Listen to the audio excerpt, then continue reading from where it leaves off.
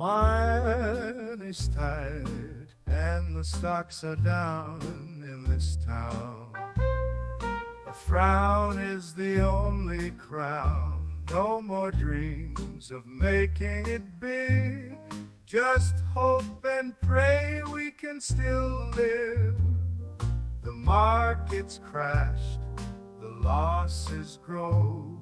We're left with nowhere else to go. Once rich men, now beggars in the street. Gone are the days of luxury and feast. Oh, Wall Street blues, we're feeling down. Lost our fortunes, we're left to drown. Oh, Wall Street blues, the markets fall, leaving us with nothing at all.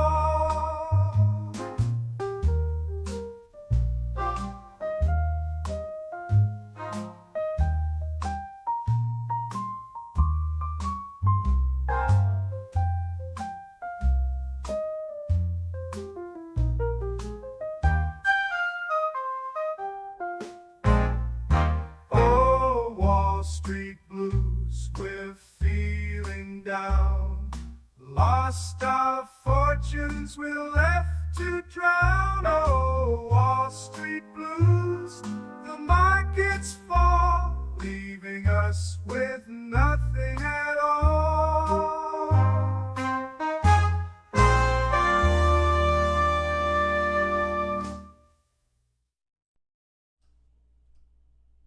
Oh, brother, oh, brother. Good morning. What's up, me fellow amigos?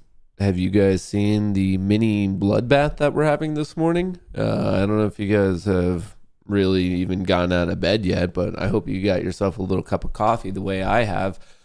Preferably that Rumble 1775, but they're not the sponsor today, so we're not going to get too far into that. But anyway, yeah, red. It's the Russell, especially the small cap, the small guys, not having a good day. Will it last? I have absolutely no idea. In all reality, I'm a little bit split on how I feel about today anyway. I mean, I know yesterday we sold off for the first hour, and then after that, nothing really happened. And today, I wouldn't be surprised if it's even more boring because the real action, it doesn't even get going tomorrow during the cash session. It gets going after the market closes with NVIDIA's earnings. So today, yesterday, I don't know. I don't think we're going to get the most crazy things. Obviously, we're in a heightened sense of volatility, so I wouldn't be surprised if measurably there's good ranges, but I don't think we're going to have these huge meaningful days. As in, if we do have a big day, I wouldn't be that surprised if it's easily reverted just because we don't have the info yet. The real stuff gets going after the market closes tomorrow when we hear from NVIDIA. And then Thursday morning, we get the GDP report and the initial jobless claims. And then Friday morning, we get the next inflation report, the PCE report. So, of course, there could be movement today. I'm not saying that we're going to move like 10 cents and call it a day, but I'm just kind of saying I just don't know how meaningful today's moves are. I wouldn't be surprised if the S&P 500, the SPX, is pinned right to 5,600. I was looking at the spot gamma data and basically seeing how everyone is positioned, and similar to yesterday where we effectively saw like a giant iron condor that kept us within bounds. I'm kind of looking for that to play out again today. Now, if the market does have a big range, I wouldn't mind because I'd love to play it. I would love to make some money on it. But as you're about to see, I'll review my trades from yesterday. I had no day trades yesterday. There just wasn't a good opportunity for me. So it might be a little bit boring. And I guess this is a giant roundabout way for me to tell you guys, if you're not seeing an optimal setup, it's okay. You don't need to trade every day. I was just watching a podcast of this female trader who's been crushing it. She's becoming very, very popular. She's traded 6 times this year. She's up 6 figures, 6 trades, up 6 figures. She's trading, not even once a month? Folks, remember, if you're not seeing that setup, don't worry about it. There's always going to be another day in the world's largest casino. I also want to note that before we get into the breakdown of the important, I guess, macroeconomic things to pay attention to today and the individual equities. I want to give you an update on some of just the hot stories. I want to let you know what's going on with the Telegram CEO. We have an update, a little bit of an update from France on that. I want to let you know the most recent drama between Trump and Harris. And I want to break down some interesting updates from our boy Zuckerberg. I don't know. I'm sure if you're here, maybe you've already checked it out. But Zuckerberg making a very, very interesting admission to the world, basically saying he was pressured by the Biden-Harris campaign on various fronts. So I want to present all the information to you. You could obviously take away whatever you want from it, but I just want to go over his penned letter to the world about what happened with Meta and him specifically with the current administration. So we have a lot to get into before the market bell goes dingity ding ding ding. I hope you're having a good one. If you haven't already, it'd be super, super helpful to me if you guys smash that like button and don't forget to subscribe. As you're liking, as you're subscribing, as you're assisting me with the market overlords, the AI overlords who run my life with the machine learning to promote this channel alert to not. Don't forget to turn on your notifications. There's going to be a little bell icon. Click on it. There's a drop down. It's going to say personalize. You're going to want to switch that to all. Personalize is their AI system saying, okay, we know you have your subscriptions and your notifications to this channel, but we're still only going to give you the video or the stream or the short if we think that you're going to like it. So there's still some, I don't know, funky stuff in there. So don't forget to like, subscribe, go to that bell icon, click on it, and switch it to all. You don't want it on personalized. All right, and with all that being said, let's take a quick looky-see at the bloodbath this morning. The SPY just below its low of yesterday. The Q's just at it, as we're speaking in real time, below the low. And look at the small cap sector getting its teeth kicked in, brother. Tom Lee is not having a good morning, and Bitcoin even giving away some of its recent gains. So starting off, like I said, a little mini bloodbath. What's really concerning, look at this on the Russell. This is the Russell RTY on the futures market. Starting at 735, it has been nonstop. 730, 750, just nonstop getting absolutely crushed. If you look at the NASDAQ, similar situation, a little bit later, but just vomiting ever since roughly 745. And then the S&P 500, similar situation. So whatever happened, people at 745 this morning, they woke up, they hit the sell program, and it's been selling ever since. So I want to break all that down, and of course I want to do some of the daily charts, some of the larger time frame things, but let's get over some of the drama and some of the news that I think we should all just know about. Stock futures are a little changed after Dow's record close. So Dow, which I don't know why anyone pays attention, the Dow is just a grouping of 30 stocks. So the S&P 500 is 500, the Russell 2000 is 2000, the NASDAQ 100 is 100. The Dow 30, I don't know why anyone cares about it. I mean, I get, like, to me, they're boring stocks. Maybe it's just because my comeuppance in the world of trading was a little bit more of just like the high-flying, exciting ones were tech. And maybe it's the previous generation of trading that really cares about the Dow. But yeah, we don't really cover that much in here. Maybe I should if there's interest in it. My apologies if you love trading the Dow. I don't know, it never really crosses my mind to even check it because it's just such a small slice of what's going on in the world that I think there's more telling indexes, more informative indexes. Obviously, these are my own opinion. If you love the Dow, I'm not firing shots at you. I'm not trying to start bad beef this early in the morning. I'm just saying, I guess the Dow hit a record close, and I don't think anyone even noticed because I don't think anyone really particularly cares about the Dow except for, I guess, legacy media that always wants to put it in its titles. But hey, it is what it is. All right, let's get into the fun stuff. Update on what's going on with the Telegram CEO. 12 charges against the Telegram CEO include, quote unquote, providing cryptology service aiming to ensure confidentiality without certified declaration, which is a very fancy way of saying, unlike these other tech companies that they have privacy when really they just have backdoors to all the major tech companies, Telegram actually legitimately had privacy and stood up for their clients, just what their privacy was. So apparently that's problematic. And 6 counts of complicity with alleged criminal activity by Telegram users. That's insane. If we held every CEO legally liable for the people on their platform doing criminal activities, we would have no tech CEOs. It just wouldn't exist. Do you guys know what happens on the likes of, I don't know, Meta, Instagram, Facebook. Do you know what happens on literally every, like X, on YouTube? You can name any social media platform, and I guarantee you, a person on the platform has done an illegal thing to hold the CEO legally liable. That's insane. That's absolutely ridiculous. And apparently that's what France is trying to say here. It's becoming a really, really messy situation. I'm a little bit hesitant to make massive judgments on it because we just don't have that much information. Based on the current amount of information that's out in the world, this seems absolutely absurd to me. It seems absolutely absurd to other people. Obviously, if the CEO is involved in super bad stuff and there's going to be a shoe that drops and we find out all this other crazy information, okay, yeah, I reserve to hold judgment at that point. I'm just saying, based on this current information of what we have, it seems nuts. It absolutely seems nuts. The one thing I wanted to point out here is here we go. I think Elon was talking smack to France. I just want to find it because it is obviously highly related to what's currently going on. Dude, this guy just tweets so much. He tweets so much. Let me see if I could quickly find it. Does this guy spend half the day on Twitter? I mean, I get that he owns it and everything, but dude, anyway, nope, 12 hours ago. This guy lives on Twitter. What do we have here?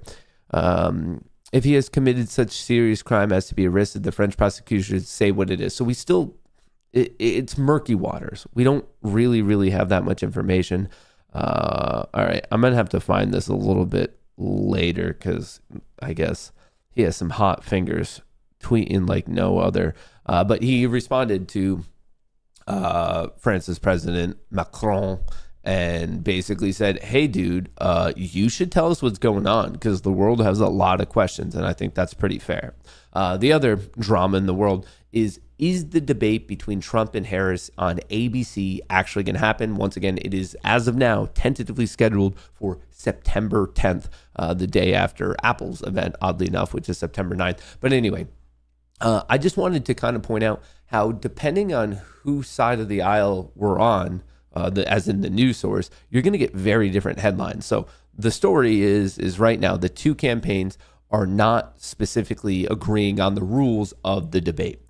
This is CNBC's. Trump waffles on Harris debate on ABC News. Democratic nominee wants hot mics. I think it's an interesting way to put it that he is waffling on it. And I'm just saying this because of the other information I'm about to show you. Once again, I think the fair, middle, they just are not agreeing right now. I don't know necessarily if it's appropriate to put blame on one or another because when it comes to a debate, you're allowed to say what you want. The other person's allowed to say what they want. And eventually you either do or don't come to an agreement.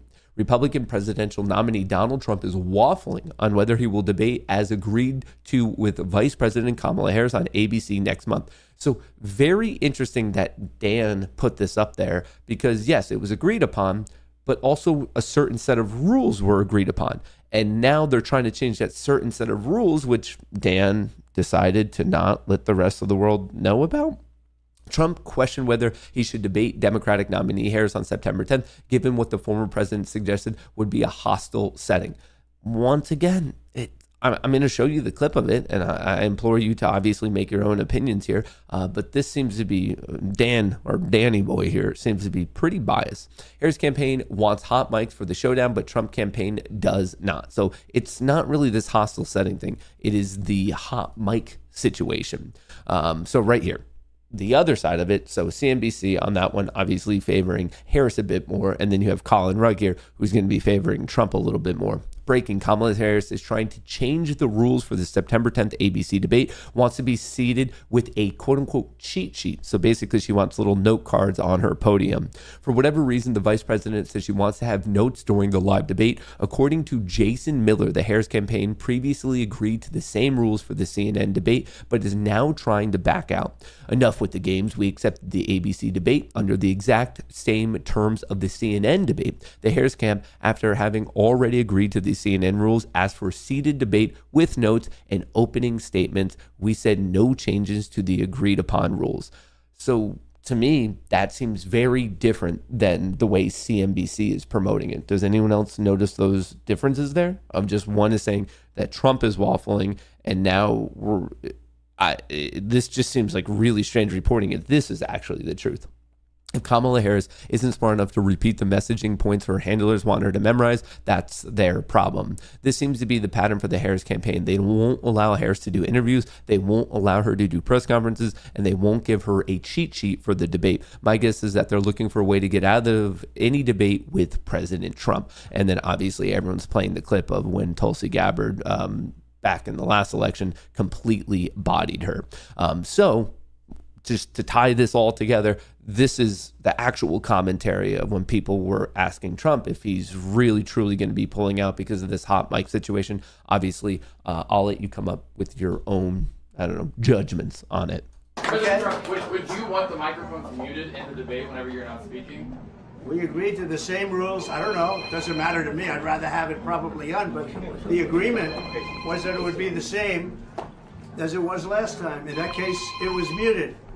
I didn't like it the last time, but it worked out fine. I mean, ask Biden how it worked out. It was fine. And I think it should be the same. We agreed to the same rules. Same rules and same specifications. And I think that's probably what it should be. But they're trying to change it. The truth is they're trying to get out of it because she doesn't want to debate. She's not a good debater. She's not a smart person. She doesn't want to debate. Okay? So with all of that information, I don't think really CNBC was being particularly fair. To me, it sounds like he doesn't care. He's like, why wouldn't we just stick to the rules that we already agreed to? I think if anything, he's eager to debate because that's a particular skill that would benefit him in, a debate against Harris. Obviously, he's a little bit more articulate. He likes that type of confrontation. And if anything, we know that when Harris goes off script, it gets a little bit nutty.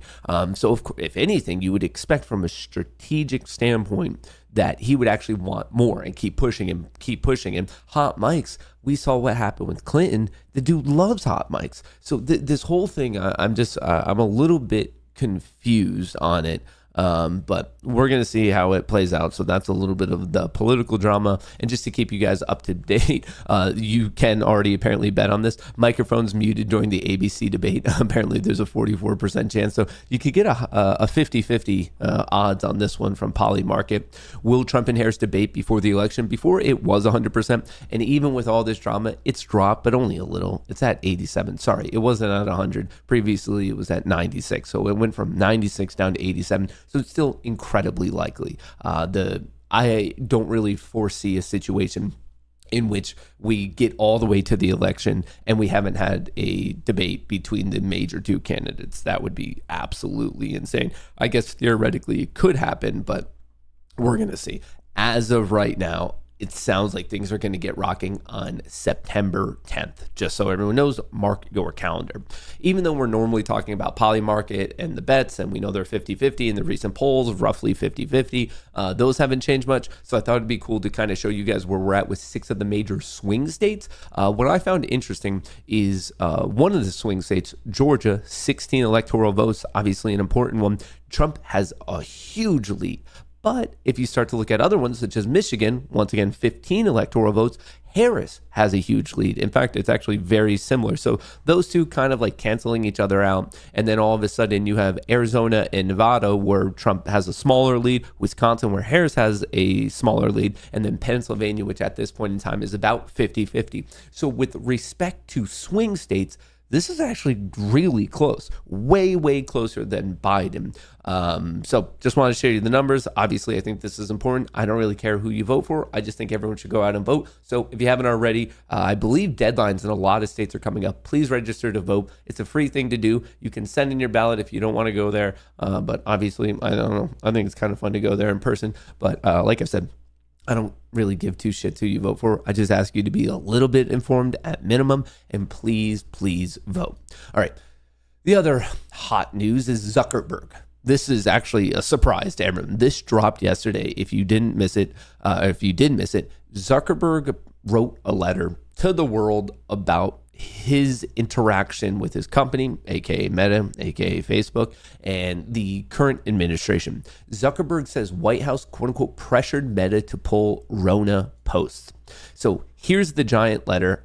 Here, I'm going to like it. It's from the House Judiciary GOP. I'm going to retweet it so you guys can read it if you want. But the major things are right here. Biden-Harris admin pressured Facebook to censor Americans. Facebook censored Americans. Facebook throttled the Hunter Biden laptop story. This is from Zuckerberg himself. This is Zuckerberg's letter. He was obviously writing it to the chairman, Jim Jordan. So anyway, he was just talking about the government. In 2021, senior officials from the Biden administration, including the White House, repeatedly pressured our teams for months to censor certain COVID-19 content, including humor and satire, and expressed a lot of frustration with our teams when we didn't agree. In a separate situation, the FBI warned us about a potential Russian disinformation operation. That's the whole Hunter Biden laptop thing, about the family Biden and Burisma in the lead up to the 2020 election. And then the final thing right here. Apart from my content moderation, I want to address the contributions I made during the last presidential cycle to support the electoral infrastructure. They were designed to be nonpartisan, spread across urban, rural, and suburban communities. Still, despite the analysis I've seen showing otherwise, I know that some people believe the work benefited one party over the other. My goal is to be neutral and not play a role one way or another, or to even appear to be playing a role. So I don't plan on making a similar contribution this cycle, and that is from Mark Zuckerberg. So this came out of nowhere, basically saying, yes, we got pressure related to Rona to take it down, even if it was jokes. We got pressure from the FBI related to this whole Hunter Biden. Is it his laptop? No, it's a Russian plant. We all know now that it is real. And now he's just basically saying, dude, I don't want to get caught up in this, so I'm out of it on this cycle. I'll let everyone else fight it out. So absolutely crazy. Basically, it feels like a going theme recently, especially what's going on with Telegram, what's going on with Rumble, what's going on with X. It feels like this is just another thing in the world of free speech.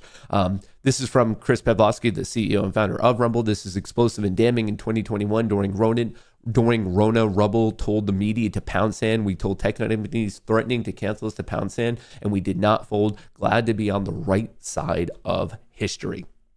That's all the drama there, and it just keeps going and going and going. So completely different story, but absolutely wild. California to consider a 150,000 home loans for illegal immigrants. California is close to approving a measure that would make illegal immigrants eligible up to $150,000 in state-supported home loans for down payments. The quote-unquote California Dream for All program would provide 20% down payment assistance with no savings required for recipients.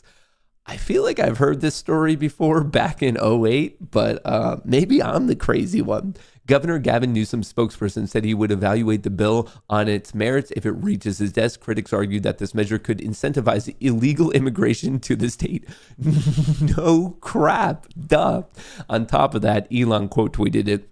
California also passed a bill providing free medical care to illegal immigrants that took effect in January of this year. Seems like half of the earth should move to California, given all the incentives to do so. When you have all these major incentives, what do you think it's going to spike? And I guess my question here is, what about the people who are citizens already in California that very, very much need help, that very much need assistance? It's not the cheapest place to live. And yet the local government, doesn't care? I don't know. Just, it's absolutely wild. Bringing it back to the world's largest casino for today, there's two major things you need to know of today. The first one's at 10 a.m. We're going to get the consumer confidence number. That comes out once again at 10 a.m., 30 minutes into the trading day. So be prepared for that. And then at 1 p.m., we're going to get the results of the 2-year bond auction. So a little bit of a fixed income update. So that comes out at 1 p.m. Eastern. So with respect to today, do not be surprised at 10 a.m. and 1 p.m. Eastern if we see a little bit of a jolt, a little bit of volatility in the old stock market. With respect to individual Equities, we're still in earnings season. We're at the end of it. The major one that everyone's paying attention to is after the market closes tomorrow, NVIDIA. We're also going to be hearing from CrowdStrike, Salesforce, Affirm, tomorrow morning, Chewy. And then on Thursday, we're going to have Best Buy, Dollar General, American Eagles, Dell, Lululemon, and Ulta. Those are all names that I've heard you guys bring up and chat about. So I just wanted to put that on your radar, especially if you're trading it, investing in it, or even getting HP. So there. Not for earnings, but Apple does have some news. They're going to have a new CFO as of January 1st of 2025. There is going to be a new CFO at Apple. Also with Apple, we're going to get the next iPhone event, the next Apple event on September 9th. So September 9th is the Apple event. September 10th, as of now, is the slated next debate between Trump and Harris. JD unveils a $5 billion share buyback as China concerns grow. Generally, when a company is buying back this much money, generally a good sign. So I wanted to put that on your radar for anyone who is trading or invested in JD. Get on the newsletter. Folks, we're in the final week. The prices for the Discord are going up. This is the final week that you can use the code Goonie. You can get in for free and you get a free month trial. If you like it, great. Stick around. You are grandfathered into the cheaper prices.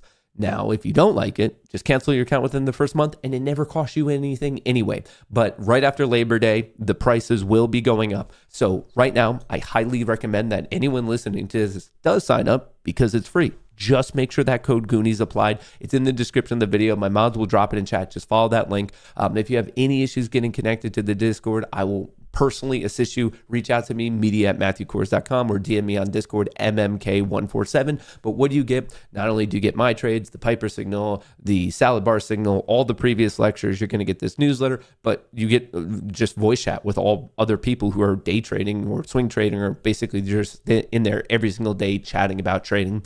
But one of the things you get is this newsletter where I break everything down in the previous week, what to look forward to in the upcoming week. For example, today, Tuesday, August 27th, the consumer confidence, and then that 2-year bond auction I was telling you about, all the earnings. I highlight the ones that are really important, such as NVIDIA, and probably most useful is I give you the seasonality. Today, from a seasonal perspective, it's bearish. The bulls have only won this day 1 out of 3 times, 36% of the time. The profit factor is below 1, which means it is net negative to be a bull, as in it's net positive to be a bear. And here's a look at the hypothetical equity curve you would have if you bought it open, sold at close on the S&P 500 futures market on this individual day over the past 25 years. So it was very bearish, bouncing back a little bit, but overall still in the bearish territory.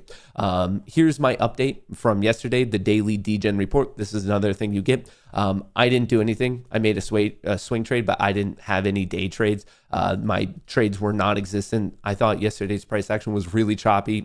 The way I look at the market, I didn't see any stellar opportunities. There was a little couple scalps I did in the futures market, but that was about it. Obviously, important reminder that you should sign up right now for the Discord. It's free anyway for the first month, and you could get grandfathered into the cheaper prices. So once again, recommend you guys all checking it out.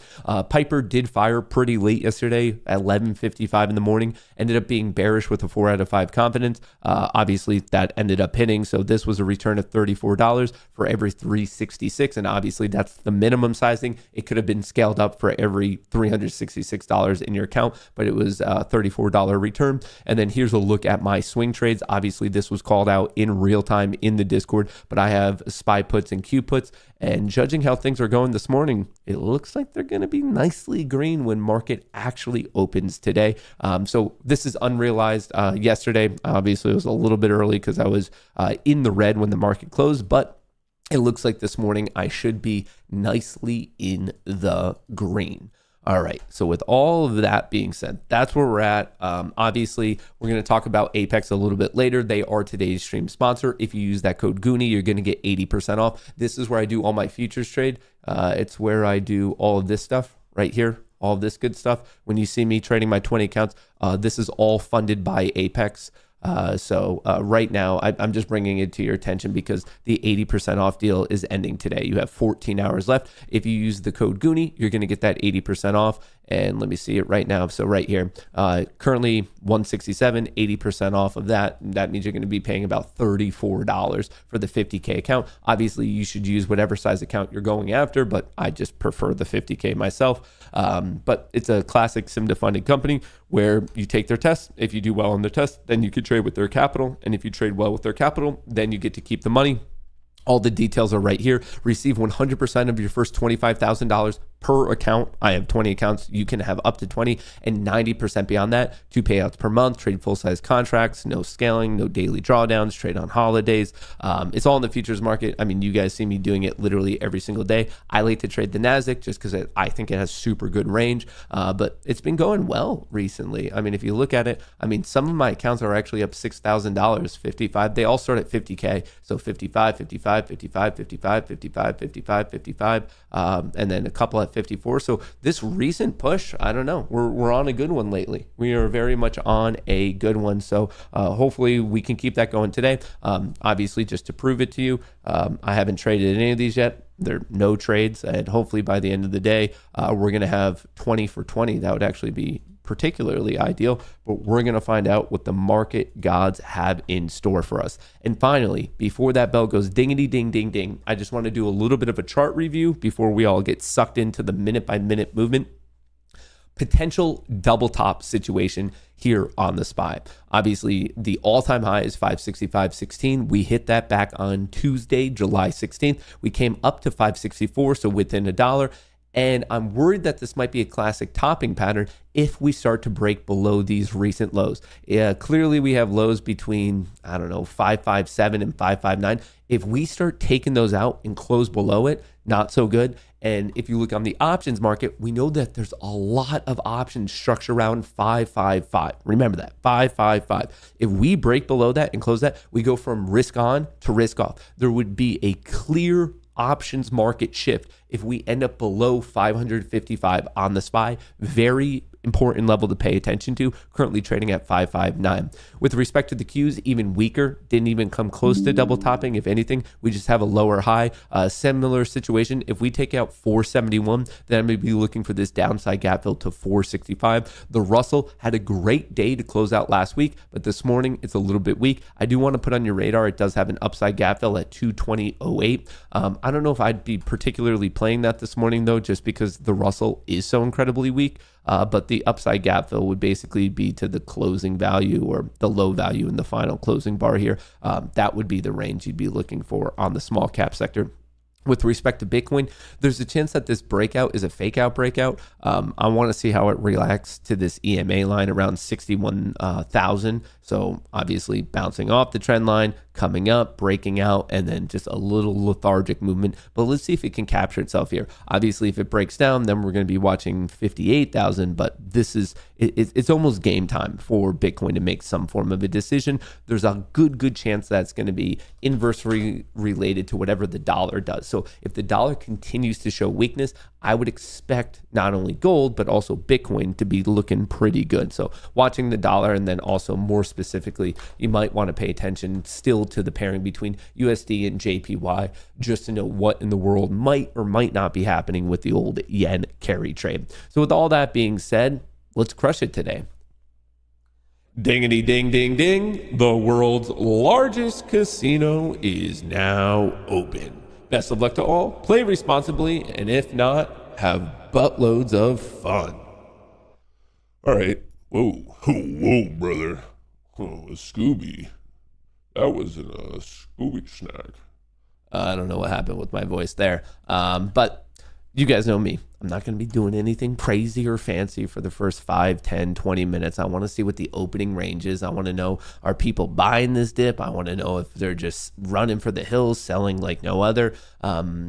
Sometimes getting in right at market open is a good idea because it might be the top or the bottom of the day and you're getting in and then you get to ride it all day. Yeah, it does happen. That does occur. But think about it in terms of the law of large numbers. Is that something that you could repeat commonly over and over again? I would argue no. I would argue As fun as it is once in a while to place a trade right at open and see if you could ride that entire day's trend, I would argue in the long term, it's just not a net beneficial thing to do. It's not a net profitable thing to do. Maybe you've come up with a strategy that crushes that anyway. And hey, if you're net profitable, have at it. I don't want to get in the way of you making your money. But I think most people are better off waiting for that opening session to really play out.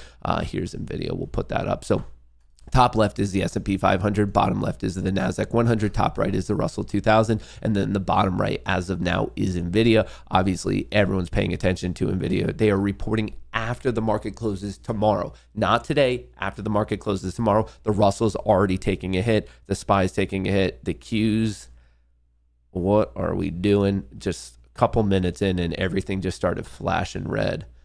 SpaghettiOs. SpaghettiOs.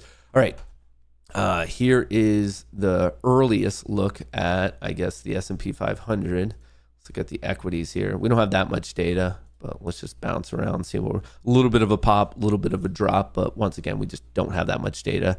The S&P 500 index itself just has basically been selling off all day. I think a key level to pay attention to is going to be here on SPX, which is where we're at right now. I think it's very important I bring this to everyone's attention, is we're basically at 5,600. That's going to be a key technical level. That's going to be a key psychological level. It's going to be a key reaction level, especially in the options market. We know there's a lot of people straddled around this number. This is very important. The longer it stays above it, okay, the better it is. The longer we stay below it, the worse it is. And it looks like right now we're seeing potentially a little bit of weakness. I wouldn't be surprised if we have dip buyers coming in immediately. Once again, I'm not playing it. I see some selling. We see options already taking a little bit of a hit this morning, but I'm just going to be watching this level, I think. Don't be surprised if this is a clear battle. You're going to have a lot of buyers here. You're going to have a lot of sellers here. You're going to have a lot of reaction exactly at this level. So I don't think you have any advantage in trying to predict it. Don't try to predict, do we bounce? Do we break down? Your odds over the long term of trying to predict that type of stuff, it's going to be 50-50. It really, really is. So with it, why not just wait? Why not just wait till we clearly are bouncing or till we are clearly breaking down? But right at these levels, when people are doing whatever, you're not going to be able to predict in the short term. Prediction is a thing for investing. Longer term, you're trying to predict quarters out, months out, years out. But to try to predict on this day, like what are we doing now in this minute? What are we doing now today? What are we doing this particular week? There's too much noise. There's too much randomness. In the world of, a lot of different aspects of the world, it's just noise. You're getting noisy signals. Random stuff happens all the time. All I can tell you right now is the SPY is battling, the Qs are battling. And in my humble opinion, the best thing to do is literally just wait. Just wait and see what we're doing. Are we going to break? Are we not going to break?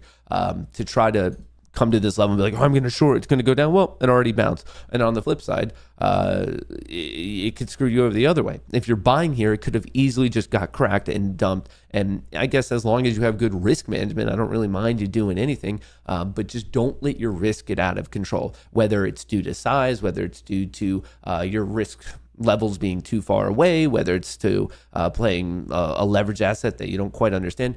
Leverage is the thing that's going to knock you out of this game. It's not going to be lack of winners. Your winners are going to come. In a general sense, you're going to win half the time anyway. Your winners will come. It's this game. You win this game of degenerately playing in the world's largest casino by just always controlling your risk. I not only am I trying to, I guess, if it does come off as preachy, I'm sorry, because I have to tell myself this on a daily reminder, that that's the most important thing. And I think a lot of the times I am disciplined, but the issue with discipline in trading is it's one of the only things I can think of in the world that if you're undisciplined once, it can undo everything you've had. We talked about this here previously before. We talk about it in the Discord quite a bit. But that's the unique thing about trading and investing, but specifically trading, is there's no other thing in this world. For example, let's say you're a person who really likes going to the gym. Let's just say you go and go and go, and then you miss one day. No one's going to say you're not disciplined, But in the world of trading, if you have one undisciplined trade, it can blow out your entire account. So there's like an asymmetric nature of not being disciplined in trading that I don't believe you find elsewhere in the world. And I think that's what makes it uniquely difficult. So like I said, if it's coming across as preachy, my apologies. I don't mean that at all. If anything, I say it as a reminder to myself of every single day you get up and you have to do everything in your power to stick exactly to your plan, exactly to your strategy, exactly to your risk tolerance, because one misstep and your account can be gone.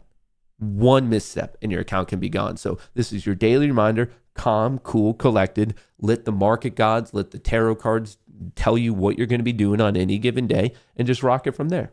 Rock it from there. Speaking of which, it's time to tell you what today we'll be doing. It's time to give you guys the exact game plan for today. The exact game plan for today. Now, I know maybe some of you are new, maybe some of you are returning, but I know there's people who are really interested in fundamental analysis. Like they track macroeconomics, microeconomics, whatever the Latin prefix is for middle of the road, but medium economics. You track it all. Fundamentals. They're great. Cool. Then there's other people who don't care at all about that, and they just look at price action. They just look at technicals. They just look at charts, breakouts, breakdowns, fake out breakouts, fake out breakdowns.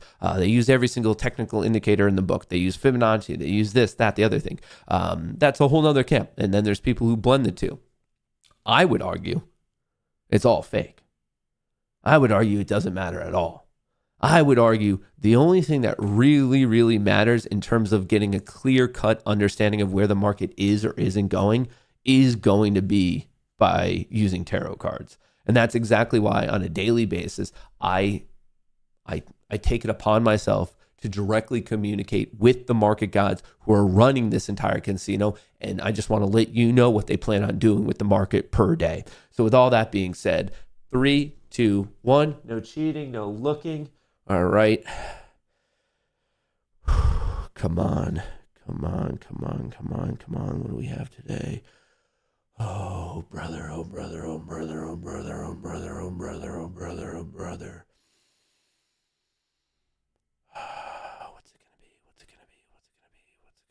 Oh, folks, we pulled the fattest of cats.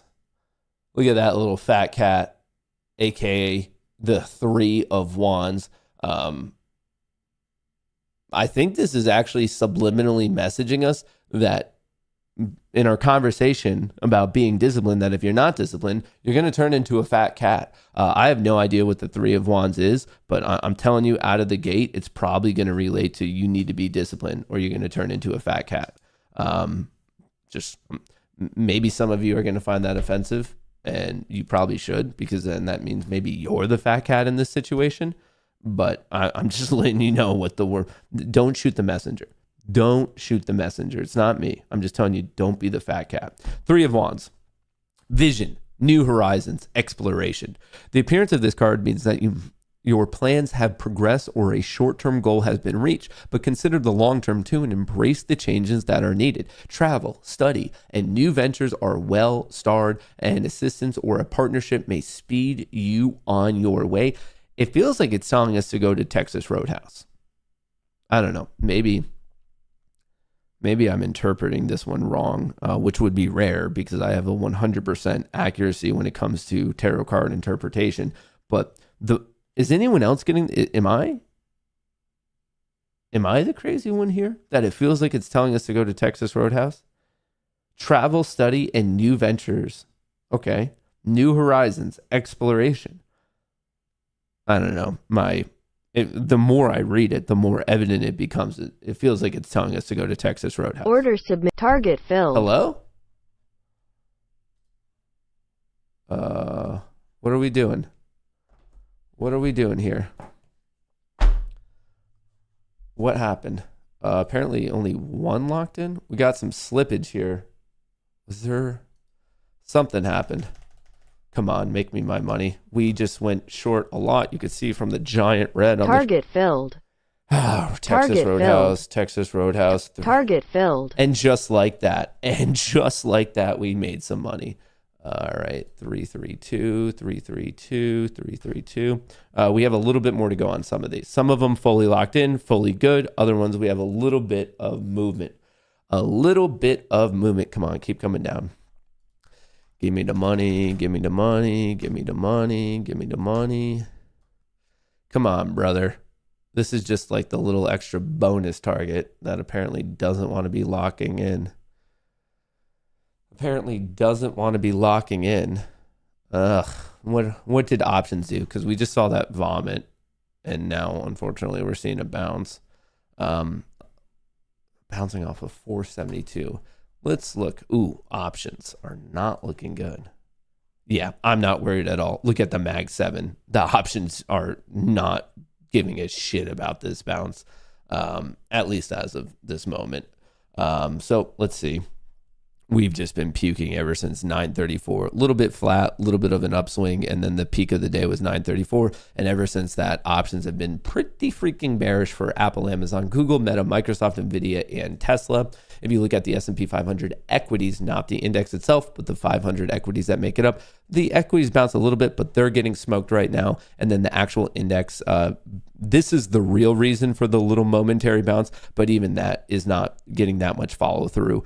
Yeah, there's a little bit of a hedge wall at 5595. I think what's going on is the market is really trying to decide if it wants to be below 5,600. I cannot articulate how important this level is right here. And just to prove it to you from a mathematical standpoint, right, where are we, Greeks? Next, right here. This is exactly where we go from positive to negative gamma. So this would be a big deal. A lot of positive gamma up here. If you guys can't see it, this is 5,600. My apologies if it's small. And then anything below it, this is where we go to negative gamma. So this is risk on to risk off. And it also means that if we continue to fall, it'll actually speed up. So this all has to do, obviously, with the Greek values. It also has to do with just market structure and the interaction between price and dealers when it comes to the options market. But what you need to know is that there's a clear shift. There might be total right here. 5,000. Okay. And then it gets particularly bad, basically below 5,580. That's a huge amount of negative gamma. And if we go past that, look for things to speed up. But to be fair, on the other side, it's also going to serve as support. So I would say, obviously 5,600, and then we're seeing a bit of a shift lower to roughly this zone. Let me mark this out just so we can watch it throughout the day. I have no clue if it's going to hit or not. Obviously, I have no clue. But what I can tell you is just it's really important. So I'm looking for this to serve as support, but if that support snaps, I'm looking for the velocity of selling to pick up. The velocity of selling to pick up below that level. SPY getting a little bit of a bounce, the Russell getting a little bit of a bounce, but the Q's not particularly following suit, which should be good for my current trades. At least I'm not sweating as much. All right, speaking of options, what is causing this bounce right here? The index. Yeah, it's the index. So, and specifically, people are just getting out of their puts. So this is, just to clarify, this right now in the short term, what you're seeing on the minute chart is not people aggressively buying calls. It's people who are in puts just capturing their profits. This little bounce right here is not bullish aggression. It's lack of bearish aggression. It is people just saying, hey, I made money on my puts. I'm going to take my money. So I would be very, very careful. I mean, I'm showing you the data in real time. This is puts being closed. It's not people buying calls. It is not people buying calls. So I think it fails. I think this is a fake bounce. Order submit. Target filled. Don't be a fat cat. Don't be a fat cat, folks. I gave you my reasoning in real time of why it was a fake bounce and then locked it in. So how many more do I have? 1, 2, 3, 4. 4. 1, 2, 3, 4. 4 more accounts. Almost, so 16 out of 20. 3, 2, 1, 3, 2, 1, 3, 2, 1, 3, 2, 1. All right, so we're almost done. Thus far, pretty good, but we're not done yet. We are not done yet. I do want to remind everyone, as much as this was obviously going to fail, don't forget things can completely change because we're getting a consumer confidence report at 10 a.m., which means about 14 minutes. So if you're saying, hey, I don't know if I should be making any trades like swing trades today quite yet till we have the consumer confidence number. Yeah, that's completely fair. The trades I'm making were just little scalp trades. I'm meant to be in it for less than 10 minutes. Generally, if I'm in it for more than 10 minutes, that means something went pretty awry. And I'm not talking about that stellar bread that you get at your local diner. So those were little scalp trades. I had literally no intent whatsoever of being there till 10 in the morning. If I was, probably something got messed up. You've seen that happen to me before. Hey, that's just the nature of trading. It does happen. But right now, the cues are looking particularly weak. So right here, the trades that I was talking to you about, it looks like I'm up about 5.7K today. And net, that's about 1.4K. So making a full return on some of the losses yesterday and now more into the green. This was all called out in real time. This is why you should be in the Discord. You can sign up for the Discord for free. Use the code Goonie. Your first month is free. You're going to be grandfathered into these current prices, $500 a month or $500 annually. You'll be grandfathered into that price before they go up. So if you use your free trial right now, you will be grandfathered into the price if you choose to stay after the free trial. So make sure you sign up, macros.locals.com. If you have any issues getting connected to the Discord from Locals, reach out to me, media@matthewkors.com, MMK147 on Discord, Matt_Kors on Twitter. Reach out to me personally and I will assist you if you have any issues getting connected. But I just want to let you know, this is the final week to get these prices before they go up, and your first month is free anyway, as in there's no risk to you. If you cancel within the first month, if it's just not exactly your speed, you truly have no risk. So I know it's kind of annoying, but I just need to remind you guys because this is the final week. And then after prices go up, I'll be less annoying about it. But I just don't want anyone to be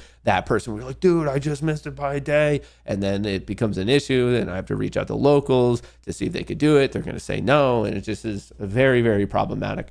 So I recommend you check all of this out before. Wait. Those did lock in, right? Okay, yeah. I just want to make sure I have no live positions as we're getting a little bit of a bounce here. All right, let's get out of that. What do we have? Some calls are being purchased right now, but more so puts are being closed. But we're seeing a little bit of spike in the options on the index, not so much on the equities and not so much on the Mag 7. If the Mag 7 and the equities started picking up, I would think that the bulls have a shot.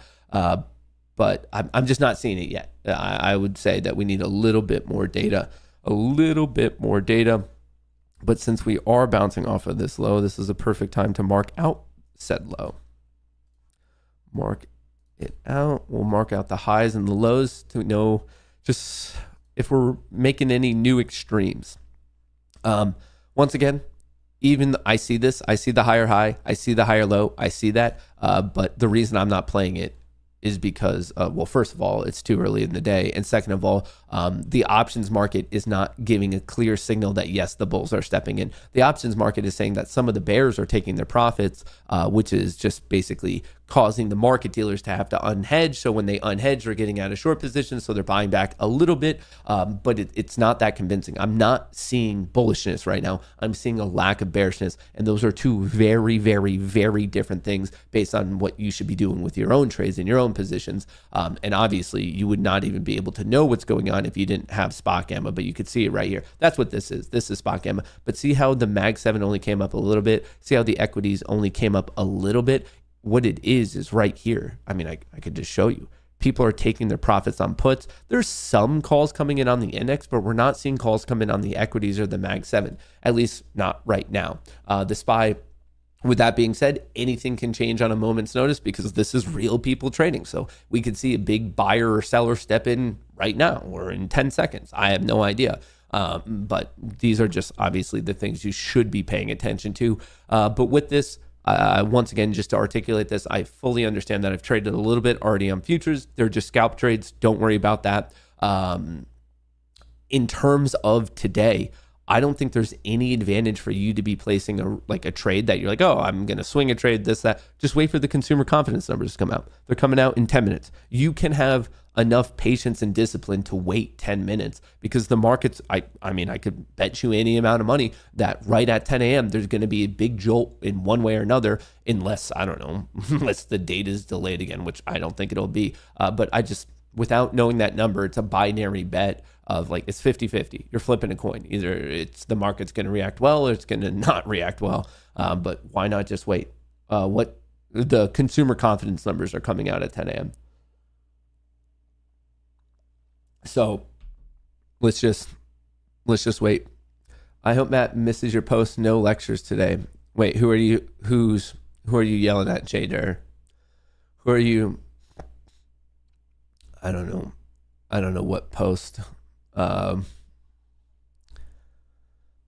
Yep, that's a big must. What? Well, now I feel like I'm being left out. Now I feel like I'm being a little left out. All right, so the SPY did make a fresh high. The Qs are also grinding up. NVIDIA is grinding up. The Russell is grinding up the least. The 5-minute is bearish. The 10-minute is bearish. The 30-minute is bearish. The 5-minute is bearish. The 10-minute is bearish. The 30-minute is bearish. And even the 4-hour is now breaking down on the Qs. I do want to bring this to your attention in the lower right of the screen. We have not been below this value ever since, I don't know, all the way back at the start of August. So it was bullish, bullish, bullish. So we're seeing some breakdowns, or I should say potential breakdowns on larger time frames in the tech sector. But for those day traders in here, the 5, the 10, and the 30 are obviously bearish. The 5, the 10, and the 30 are bearish on the SPY. But on that same time frame, this 4-hour, it's still in the bullish territory. So I just want to let you guys know about that.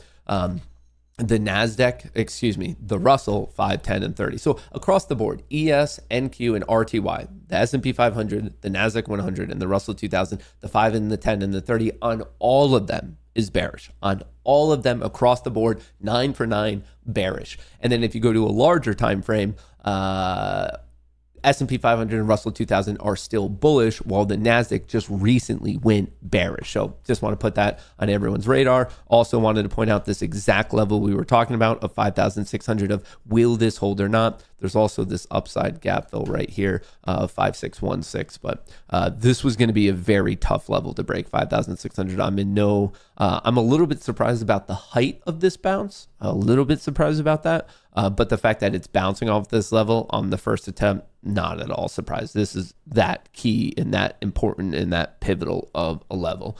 But none of it is really, like, as of now, obviously, I guess it does matter if you're trading, but I guess my point to all of you is what's going to matter is the market's reaction after this consumer confidence report.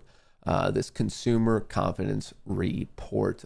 on, I'm getting tagged in the Discord. Is something happening that I should know about? NVIDIA. Yeah, NVIDIA is the only green thing on my watch list, actually. Coin's down 3%, Tesla's down, everything's red except for NVIDIA. Oh, Netflix is in the green. Netflix, we talked about this a little bit yesterday. Right, where's Netflix? I feel like, how did this not get more news? That all of August, Netflix just ripped like no other. Like just, it went from 586 all the way up to 720. How were we just not crushing this day over day over day over day? This thing just was a rocket to the upside, an absolute rocket. And I feel like it just didn't get that much attention. Amazon getting rejected, putting in a lower high. DJT also getting rejected, putting in a lower high. Rumble consolidating, lower highs, higher lows, got to wait for the breakout. Meta slightly red after the whole Zuckerberg drama, but huge pop, coming back, still holding bullish. Amazon's just going, Apple's just going flat, hasn't moved in days. Microsoft, like Amazon, getting rejected, putting in a lower high. Coin grinding up, maybe giving a little bit of it back as Bitcoin sells off. Tesla looking just like Microsoft and Amazon, putting in a lower high, getting a little bit smacked. Watch for the breakdown. There might be an official breakdown today on Tesla at 210. Pay attention to where it closes. NVIDIA is doing everything in its power to hold this breakout, but will it matter? Not really. Today and tomorrow's price action on NVIDIA just does not matter. What matters is how the market reacts to the earnings. So I get this question a lot, and just to clarify, there is no correlation on how a stock performs immediately before the earnings in terms of its predictive power on if the earnings is good or not. So my point is it doesn't matter. I mean, we could be up here at 136, we could be down here at 116. It simply does not matter because the earnings are going to have so much of an impact on where it goes that the movement today and tomorrow, it just does not matter.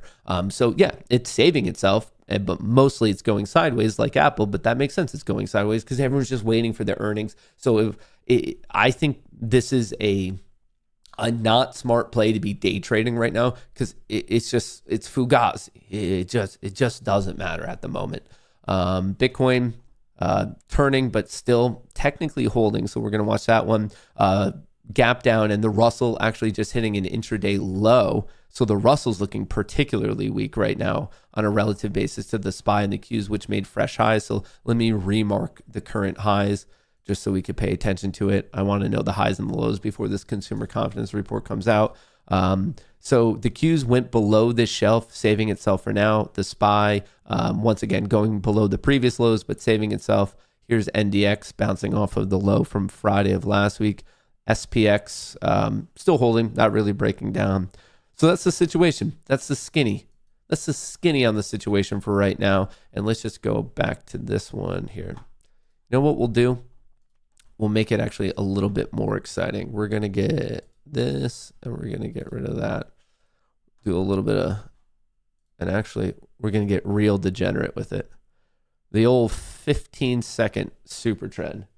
The old 15-second super trend. So folks, if you're just joining in right now, welcome, welcome, welcome. I'm happy that you're here for a little bit of degeneracy, but the major thing we're doing is nothing because we have to wait just over 2 minutes for the consumer confidence report to come out. And then we're going to see how things go from there. So the consumer confidence report coming out at 10 a.m. Eastern in 2 minutes. And from there, I think the game is on for the day. And then we could start to try to establish what the trend is, what the trend isn't. For those of you who are curious, options are dumping into this. Look at this, S&P 500 right here, just dumping. Options are getting dumped ever since 9:55. That's for the index. The equities, someone bought with size right here back at 952. Huge jump for longer dated, but giving a little bit of it back. And then at the Mag 7, same thing. At 952, there was a big buyer. What did they do? Oh, someone sold a huge amount of longer dated puts. They exited longer dated puts right here. Some big player, one big order getting out at 952, just dumping a lot of puts. A lot of puts that had to be related to tech in one way because we're seeing it both in the equities and the Mag 7. So it's one of these 7 or maybe a pairing of them or maybe all of them. But right here, you can see this giant blue candle to the upside as in someone closed out a huge amount of, you could even see the volume spike right here. So some player not wanting to deal with this. The Russell's bleeding and the Russell's actually getting its like teeth kicked in right now. The Russell. Bleh, bleh, bleh. All right. We have 45 seconds. Here, maybe they're going to have it on CNBC. We'll see. Come on. All right, we're going to do that. The volume's on. We have this, the 15-second chart. I just overlaid the super trend. We don't even really need the fractals right now. Those just mark out the highs and the lows. The key level here is 5,600. The upside gap fill is 5,616. And here's a quick look at options. Let's just clean this up for a second. Sold off till about 9:58, and now we're kind of picking up a little bit. So here's your look at options. But all right, we're finding out in 3, 2, 1. Which way? Up. Initial reaction up. First 15 seconds up. And we're climbing. The SPY made a new high. The Qs did not. SPY made a new high off of that. The Qs did not as of now. First 15 seconds were up. NBC. Which way are we doing? Consumer confidence came in at 103.3. They expected 100.9. So coming in higher than expected. Shout out to Profit. Welcome to another hour of Squawk on the Street. I'm David Faber with Leslie Pickering. Come on, David. We are live from Post 9 at the New York Stock Exchange. They're fading it already. The morning off. Let's give you a quick look at the markets And Here's Treasuries, options you can in see real we are, time still down on all with the price. major The white line markets. is I will price. note shares The of colored NVIDIA bars are the now delta, in the which is green. the options movement. And as for the Treasury, I don't guess we're not. I don't know, Leslie. I guess we don't have it. I guess we don't have it. Well, You know, we'll get it later. we got to keep people on their toes. Yeah. Keep them suspended. NVIDIA, obviously, Suspended? very much in focus, but I think we she are means 30 in minutes into the suspense. trading session. Here are some other movers we're watching this hour. Eli Lilly releasing a new form of its blockbuster weight loss We're drug, starting to drop. Zepbound, and announcing a massive price cut for it, too. SpaghettiOs. What's behind this Look for it to move push ahead below of the show, currently up 5607. about 2%. Watching for the reaction and below Kava shares that. tumbling on news of fresh stock sales from key executives like CEO Brent Schulman, who sold more than 210,000 shares for a price Options are holding of more flat than right now, $24 million. ever since That 10. said, shares are up nearly 40%. Equities in are August alone, drifting down, down, nearly 8% and at Mag this hour. 7 drifting Watch down, Paramount but the shares, Edgar index Bronfman is Jr. holding flat. withdrawing his bid to buy the company, paving the All way right, for Sky. boring. So initial reaction was to the upside. Then it quickly drifted down. The index, as in the S&P 500 index, is holding flat, but I'm seeing a drift to the bearish side in equities, a drift to the bearish side in the Mag 7. So because of that drift, I think right now the bears are slightly favored, but this is real-time data. So, and actually speaking of real-time data, you see how quickly it can change. Big spike right there. Well, I shouldn't say big, not as big as what we saw at 952, but a bullish spike. So remember, as a trader, you have to continually update what you're doing. You have to always take in whatever the most recent information is. So as much as we saw this drift down from 955 to 1002, well, all right, right at 1002, someone decided to make a move that caused the delta to go up and caused price to go up. So that's why when you're ever coming up with a plan or you have an active trade, you should be continually asking yourself, okay, does it still hold water? Should you still be in it? That's what a trader is. You're always taking in the newest, most recent information and seeing if your position still makes sense. All right. Indecisive. I don't think the market knows which way it wants to break it. We're seeing the Russell get a little bit of a pop there. All right. 5 minute is battling it out on ES. 10 minute is battling it out. The 5 minutes battling it out, and the 10 minutes battling it out on NQ. Which way are we going to go?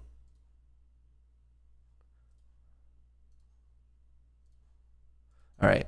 Obviously, the marked out high and the marked out low is what I'm going to be watching for the breakout and the breakdown.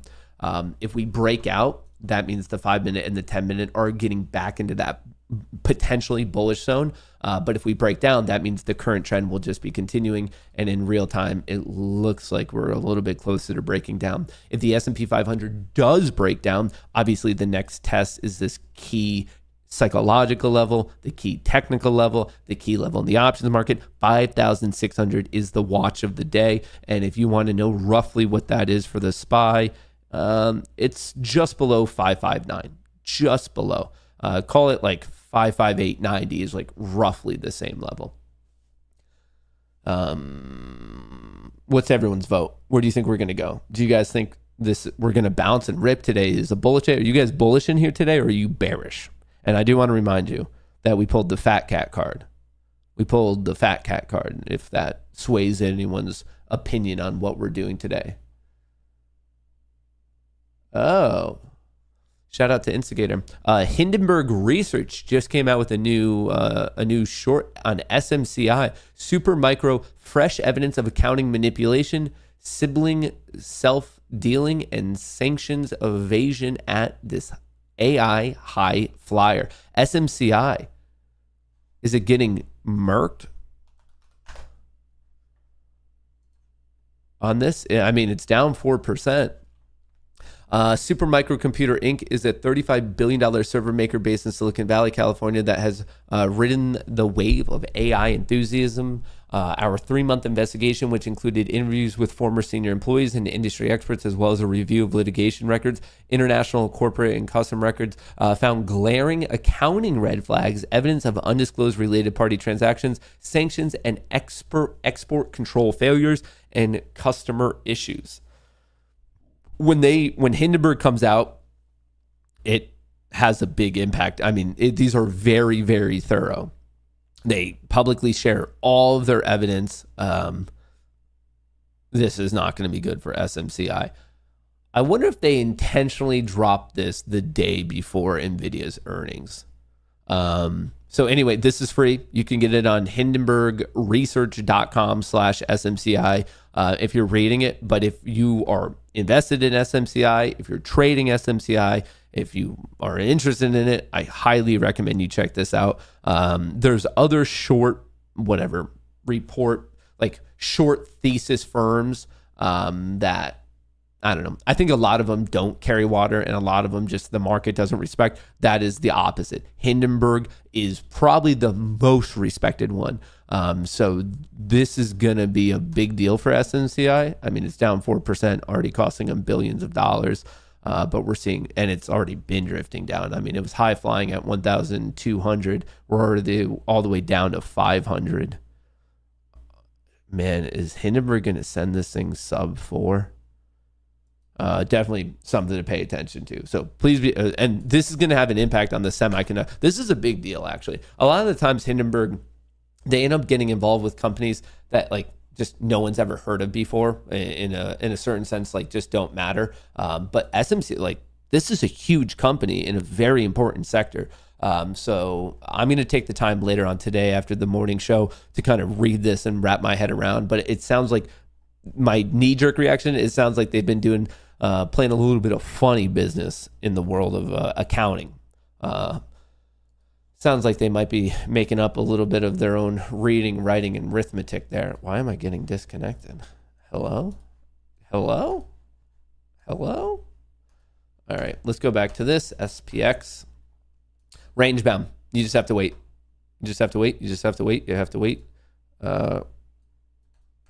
You wait for the breakout and the hold. You wait for the breakdown and the hold. Be careful of fake out breakouts. Be careful of fake out breakdowns. But we're just waiting for this range to decide what it wants to do.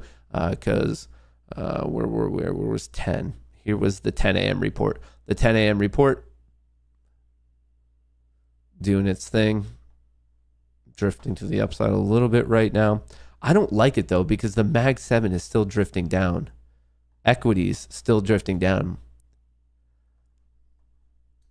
I don't know, folks. This seems, maybe I'm a negative Nancy, but something seems amiss here. Something seems amiss. Didn't they try to short GME with their reports? No, I think you're thinking of Citron Research. I think you're a little bit off there. I'm pretty sure, Raven, you're thinking of Citron Research, not Hindenburg. Not the old Hindenburg. Oh, wait, sorry. I didn't see your responses before. My apologies. Are you guys bullish or bearish right now? Which way do you think this breaks? Obviously, we were bearish at open, then we bounced a little bit, and ever since actually 5 minutes before the consumer confidence report, we've just been going sideways. I do want to point out that there's a mismatch right now. Even though we've pumped to the upside and it looks like the range is about to break up, the Russell is looking weak. Semiconductors are now a little bit suspect. And there's a clear mismatch, a very evident mismatch in the world of options. Can you trade the Mag 7? Yes. Bears up, green, wolfish. Okay, that's the thing. Bearish. So we have, okay, so there's more negative Nancy's in here. I guess you're on my side of it. There's a good chance I'm just being biased because I do have puts, so maybe it's visions of grandeur. But I don't think I'm being completely unbiased because I see the 5 minutes red, the 10 minutes red, the 30 minutes red. I see the 5 minutes red, the 10 minutes red, and the 30 minutes red. I feel like I'm just trading the trend, 5, 10, 30. It's all red. I get that we're just kind of going sideways here, but we'll just wait to see which way this range breaks. And also, from a quantifiable standpoint, the S&P 500 index is now flat in the world of options. The equities was drifting down. I guess you could argue drifting up a little bit right now. That might, and then even the Mag 7, that was drifting down until about 10:08. So drifted down from 955 to 10:08. Let's see if it keeps going. I mean, if it keeps pumping up, yeah, we'll have a breakout and it'll be sustained if there's some follow through. What are we doing here? What in the world are we doing here?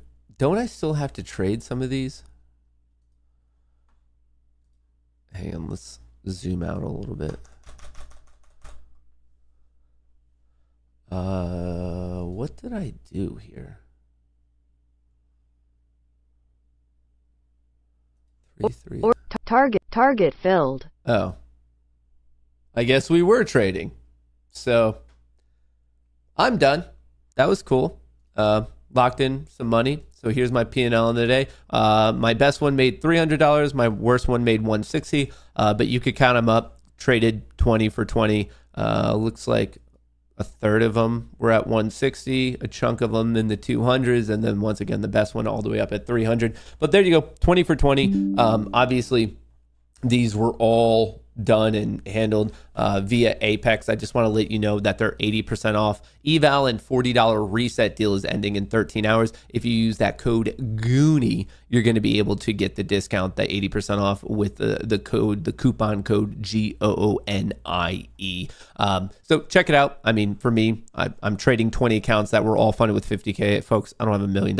I wish I had $1 million, but basically I'm using their funding. For those of you who don't know how this works, basically you sign up and you take a test, and the test is what is the fee, and that's what you could get 80% off of if you use the code GOONIE. You take a test, an evaluation. If you pass it on the 50K account, you need to make, I'll show you right here, you need to make $3,000 without having an unrealized drawdown of 2.5K. If you can pull that off, that means that you've passed the test. You go from an eval account to a PA account, a performance account.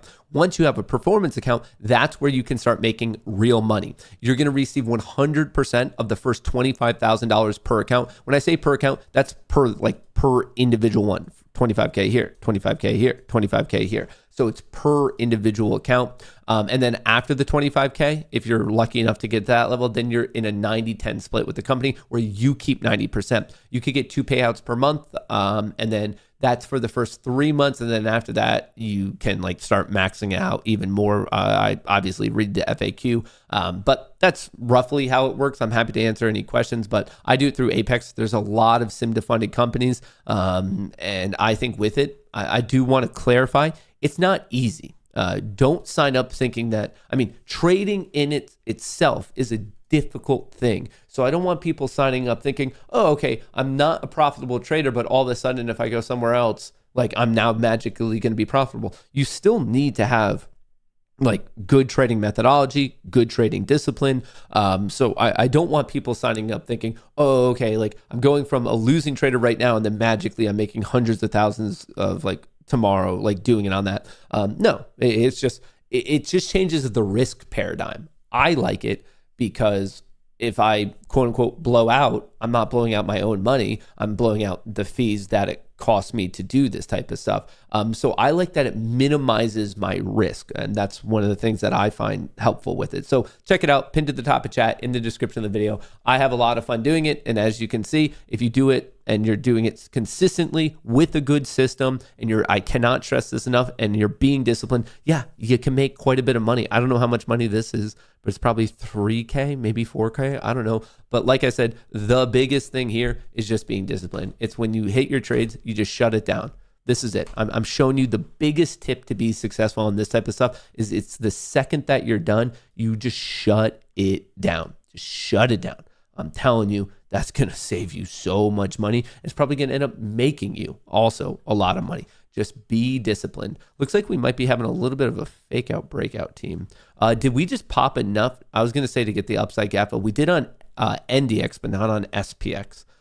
Interesting, but we're quickly giving this back. I would watch 559.50 on the SPY, and I would watch 473.75 on the Qs. If that breaks down, I think there's a shift, but as of now, if it doesn't break down, the bulls on the intraday basis are winning. Higher highs, higher lows. The 5-minute is trying to fight bullish. The 10-minute got rejected. The Nasdaq's looking a bit better. 5-minute trying to go from bearish to bullish. 10-minute, but the 30-minute is still bearish. We're getting, this is mixed right now. This is so, and then the Russell sucks. 5-minute, 10-minute, 30-minute, all bearish. Folks, I'm not seeing any. I wouldn't necessarily be comfortable placing a trade right now. I guess if you caught this breakout at 948, congratulations to you. You took a risk and it paid off. I don't like that trade. Obviously, in any given circumstance, it might work for you in one measurable moment, but that doesn't necessarily mean it is good to do like repeatedly over and over again. So this, at least in my opinion, this is a point to remain cautious, because we're not, I don't know, something seems off, because look at the index, it's now getting hit. So I'm wondering if this push right here was a trap. And the reason I say that is clearly we were range bound. Let me just draw the extent. I'm wondering right here if them pushing this out was the trap. Obviously time will tell, but from here, we created this range. We were bouncing in it for quite a while. They push up right above it. People buy the breakout, instantly smacked right back down. I'm curious if this right here, the movement at 10.11, was just a classic bull trap. If you're looking on it on the NASDAQ, similar situation, a little bit more extreme, which I guess benefited me because I played it. But so this one's holding right now. So this is the NASDAQ. Once again, range breakout, comes down, retests, bounces from there, but it's putting in a lower highs now. So I'd be watching this. So these are my two main watches at the moment. SPX, which is now breaking down. I'm betting options are diving. Wait, they're not diving, as right here. They're starting to turn. You can see the past couple minutes. You can see options turning a bit.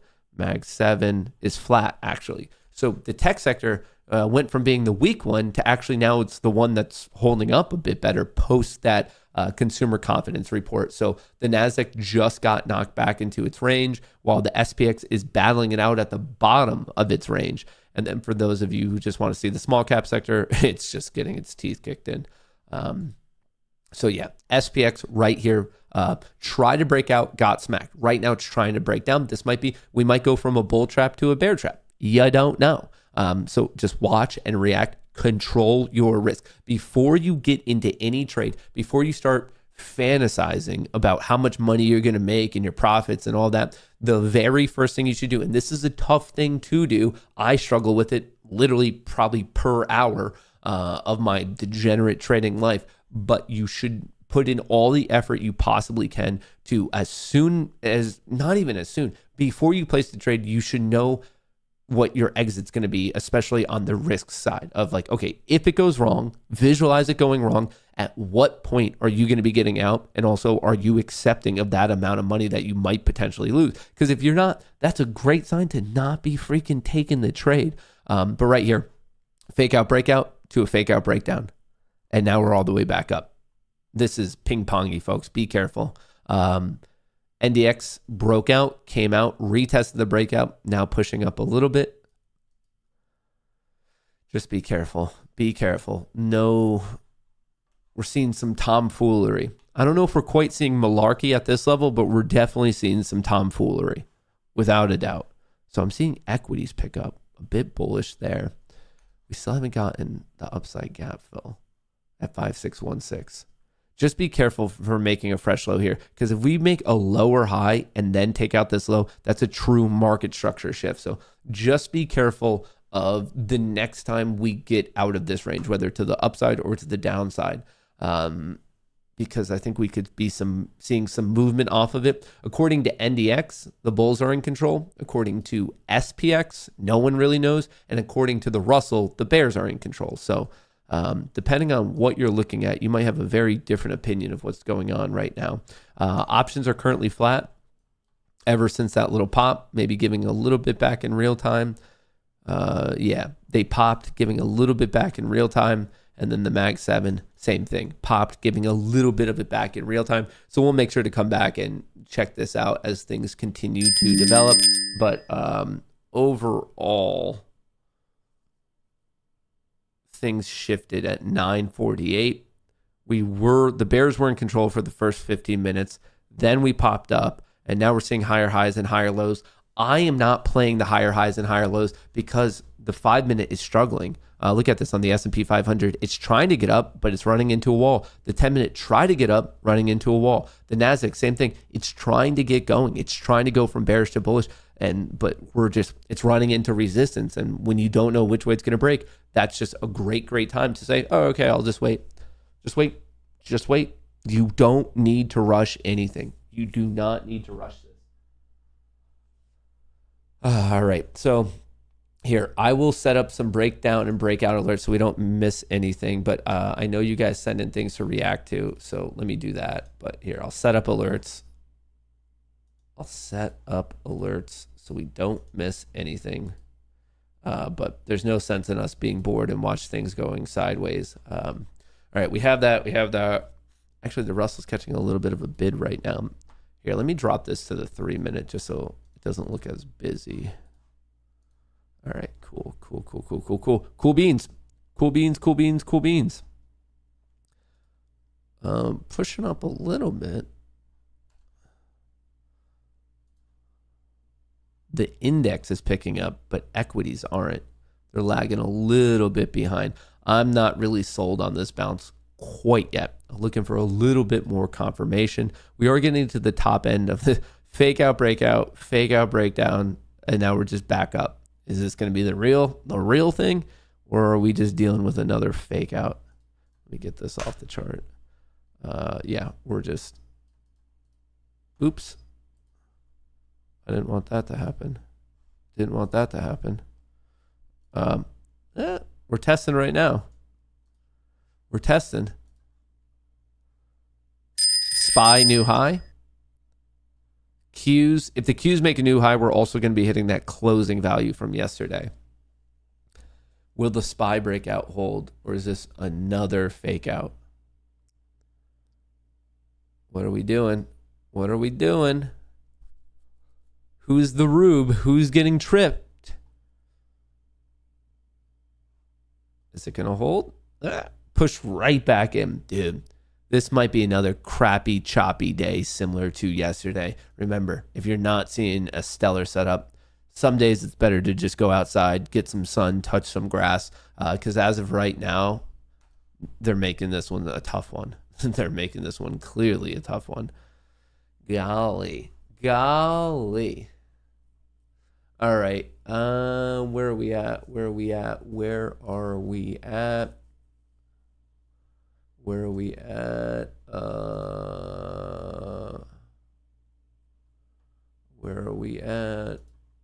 All right. Reacts. All right, let's see what you guys found on the internet. Rare snapshot of Chuck Norris arriving to kindergarten after dropping his parents off for work. I don't know why that's funny, but it is. All right. Oh, we're gonna get a little. We're getting a treat, folks. Not only are we here trading ourselves in real time, but we're gonna get a breakdown from the best trader known to man, Mrs. Nancy Pelosi. Nancy Pelosi, American politician. We're very discreet, reptilian, cold-blooded. But they didn't know what they were talking about. We know we're different from the presidential. We're very discreet, reptilian, cold-blooded. These are the races we have to win. Others are winning the whole country. 10. What? Couldn't have said it better myself. Qs, fresh high. SPY hitting that closing value. I'm wondering if that's what they were going for. They're hitting that closing value from yesterday at 5616.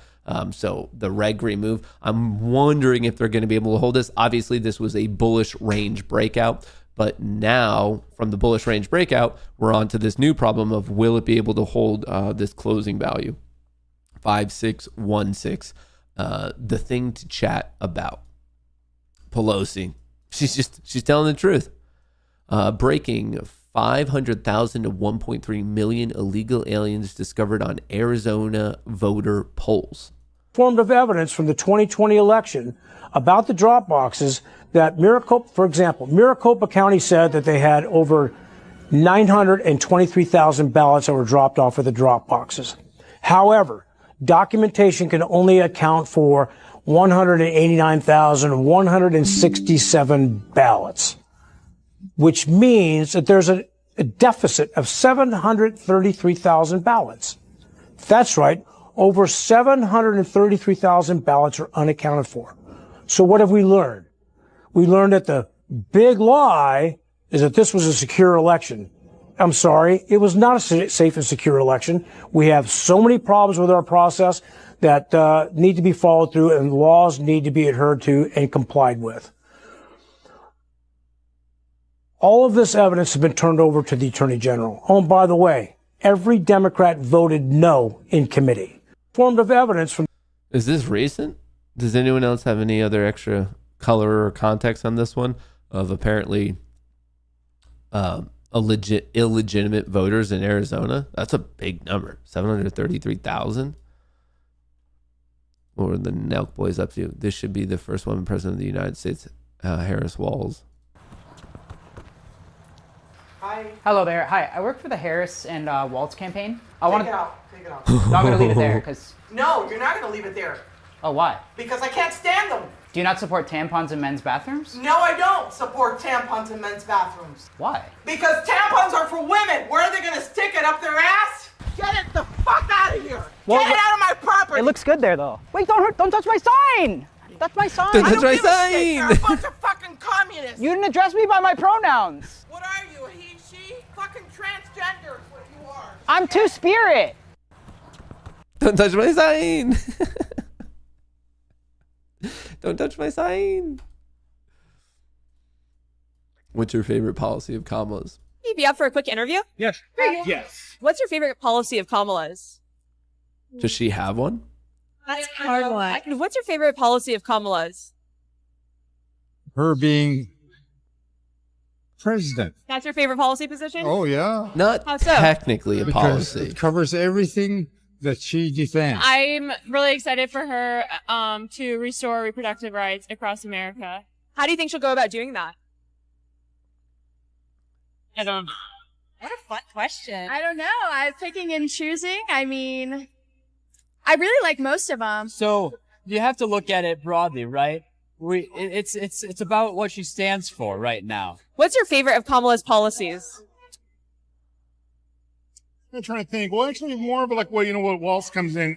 All of her policies, everything from, I mean, I'm non-binary, and so all of the We couldn't policies tell. for basic human rights to have our own bodies and do with them as we please, you know. Her willingness to move forward on affordable health care. How do you think she'll do that as president? I think she'll work to motivate the legislature to vote in favor of it. As like her as a person, just like tops out any policy. Oh, so no one knew at all. Well, that's a thing. Hey, that's a thing. All right, where are we at? Potential bearish to bullish reversal. 5-minute is doing it. 10-minute is attempting to do it, and the 30-minute is now knocking. Same thing on the Nasdaq. 5 minutes doing it, 10 minutes doing it, and 30-minute is now knocking. The Russell is still clearly bearish. The 5, the 10, and the 30 are still in the bear territory. Checking out options. Options are up and away on the S&P 500 equities. Up and away. Really ever since 947 on the Mag 7, and then even the index is catching a bit of a bid. All right, let's remark out the highs just so we know if we're continuing to push. We already have established, all right. Yeah, the Russell's catching a bid now too. So bearishness at first to the old reversal. Bearishness to the old reversal. To the old reversal. The U.S. stock market concentration is getting worse. The top 10 stocks now reflect 38% of the S&P 500 market cap, near the all-time high of 39% seen in June. Over the last decade, this share has more than doubled. To put this in perspective, in 2020, the top 10 companies accounted for just 25% of the S&P 500. Now this percentage even exceeds the 2000 dot-com bubble levels by 12%. So basically, it's the Mag 7. And really, it's actually 3 stocks. It is Apple, it is Microsoft, and it is NVIDIA. If you want to generically know if the market's having a good day or a bad day, check out those 3 players because they have proportionately a very large impact. A very large impact. All right. what are we doing? Actually, I think you guys might have did that one. Oops, hang on. You guys did send in 3 more. All right, let's see what we have here. Asking New Yorkers, Trump or Kamala? Are you voting for Trump or Kamala? Oh, Trump. Trump? Why Trump? Look at this. It's like World War III, man. Yeah. It's worse than Bronx. The Bronx is getting How do pretty you think bad. it's gotten so bad? Like, what do you think's happened? What's caused Well, it? you know, the crook politic and the mayor, he's a crook. He's doing business with the hotels to rob the taxpayers. You know, it's all a scam. All the hotels, all the asylum seekers, they get them the This hotel. guy's not wrong. The mayor is getting paid, and the governor and all that. Yeah. It's a scam. So what is the point of bringing people with no papers, no skills, no language to speak? We got 270 million white Americans out of 330 million. If Trump loses election, it's rigged 200%. Why do you like Trump? What about him? Look at him. The economy was, when he first took over, the economy was booming. So China came out with the coronavirus. And you know, people from the inside with the media and all that, they played the role with China. Why? To lock people in the house, to destroy the American economy. It was economically moved. You're saying the politicians got millions of dollars? Yes. You know that already if you got any common sense. You think anybody's gonna vote for Camilla? It's not about race. She doesn't make any sense. She doesn't have no goal. She's in office right now. Look what she's doing. Yeah. Nothing changed, and nothing will change. For your life, to save the American dream, if there's any left, you gotta vote Trump if you get any common sense. Hey, and New Yorkers, I'm actually surprised how informed he was. And he was well spoken too. Good for him. Hey, this guy. California is now proposing 0 interest and 0 down for illegal immigrants buying a home. What's even the point of being an American citizen anymore? California is now Hey, asks a fair question. How is it acceptable for taxpayer-funded federal agencies to make $200,000 contributions to Kamala Harris' campaign? Kamala received big donations from these 4 federally governed entities. Wait, what? Kamala Harris's largest donors, and these are by far not the largest donors, but these came up as an eye-opener for me, and I thought I would share them with you because these are government entities that we fund as taxpayers, and I don't understand how it is not a conflict of interest for them to make a campaign donation. So the U.S. Department of Defense donated $213,000. The U.S. Department of Health and Human Services donated $263,000, and the U.S. Department of State donated $199,000. But the big eye-opener was for me is and I thought you veterans would like to hear this, the U.S. Department of Veteran Affairs donated $217,000 to Kamala Harris's campaign. Wait, now, what? Even if they did the same with the other candidate, I'm questioning that. I don't understand how that is not a conflict of interest. There might be something about it that I don't understand, but I just feel like that is a huge conflict of interest and that it should be. I think we need to get a little bit of a fact check on this just to make sure what is being stated is actually happening. I just don't want to assume that it's real. But if it is, what? Taxpayer-funded entities can donate to campaigns? What? What? Worthwhile to look into before we make any assumptions, but jeez. You can't have a solution for everyone's problem. If there's no problem, make a problem and sell the solution. Yeah, seems to be a going way of life.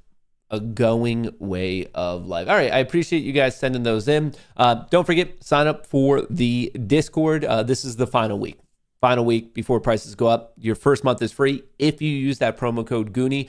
So you get to test it out for a month. If you like it, great, stick around and you're grandfathered in. And if it's not for you, cancel your account within the month and then it didn't cost you anything. I'm putting my money where my mouth is because I'm that confident in what we're doing.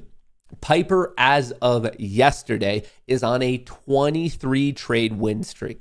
23 trades in a row as of yesterday.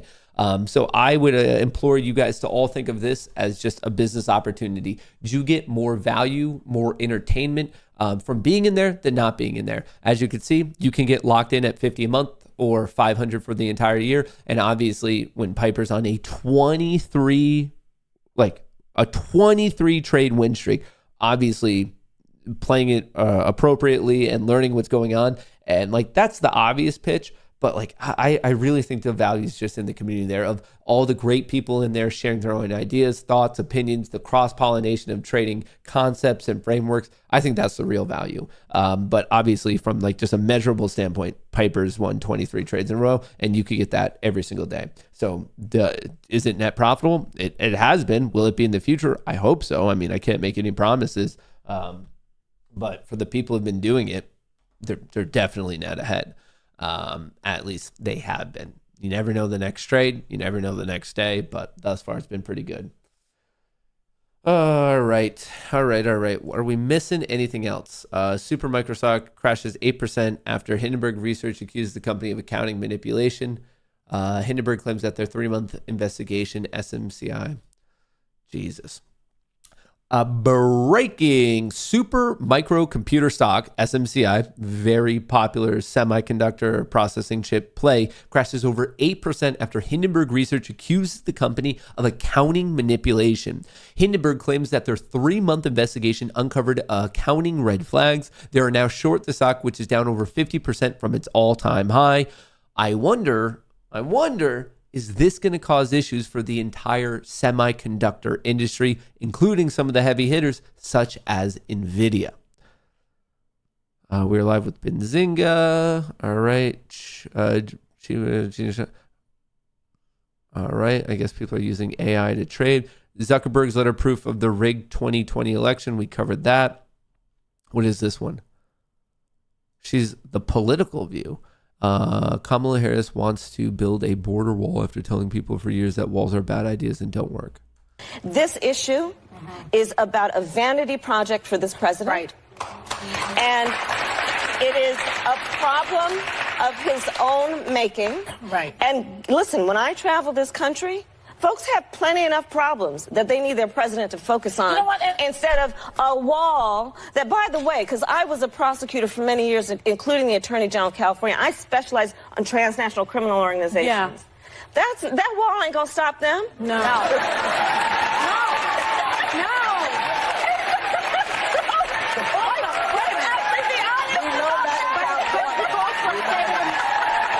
You don't need to build a wall. This is a crisis of his own making. And by definition, just plain speak, basic English language definition, it is not an emergency. What's going to end up happening is that he will end up, without any question, if he proceeds, we're going to be looking at a situation where, in particular, homeowners and landowners in places like New Mexico and Texas are probably going to look at government taking their land. We're looking at military resources being focused, again, on the president's vanity project instead of focused on real national security issues. It's the president's vanity project. You know, I mean, listen, if we deconstruct, get the pun, deconstruct wall. If we deconstruct the issue, you know, let's be clear, and again, let's just point to the facts and the evidence and the data. And the fact is that we are not facing a crisis. The crisis we're facing is a crisis of leadership. That's the crisis. That's the crisis. Aren't there 12 million illegal immigrants in the U.S.? How's that not problematic? Breaking: Elon Musk's X to launch smart TV app to compete with YouTube. Whoa, brother. Did he just announce this?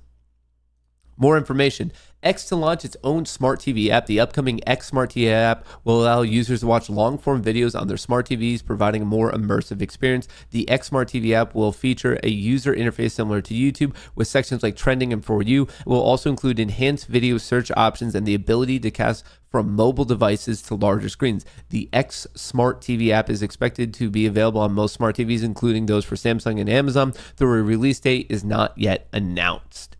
Whoa. Making some moves. Making some moves.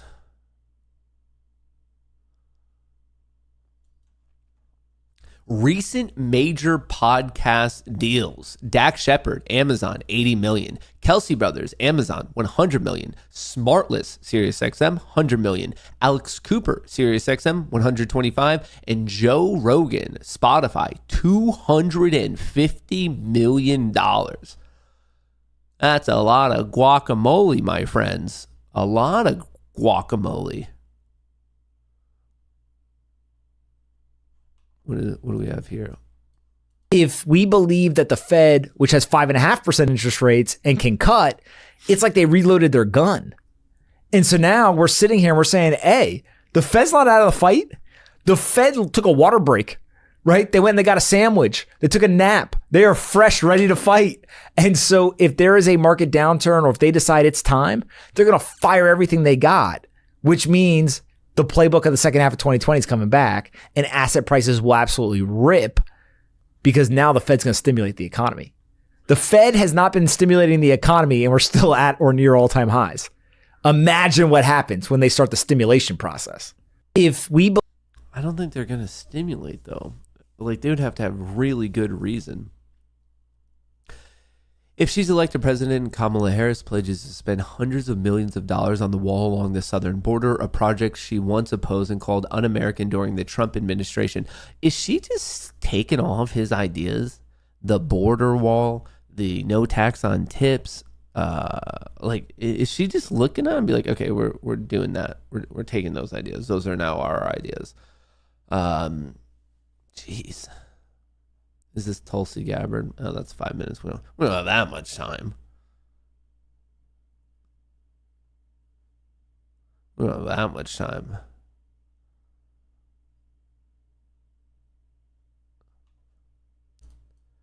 A new ad targeting suburban voters to support Harris Walls just dropped. Just a little bit of this and a little bit of that. Have you ever thought to yourself, I wish my small town could be more like the urban slums of California?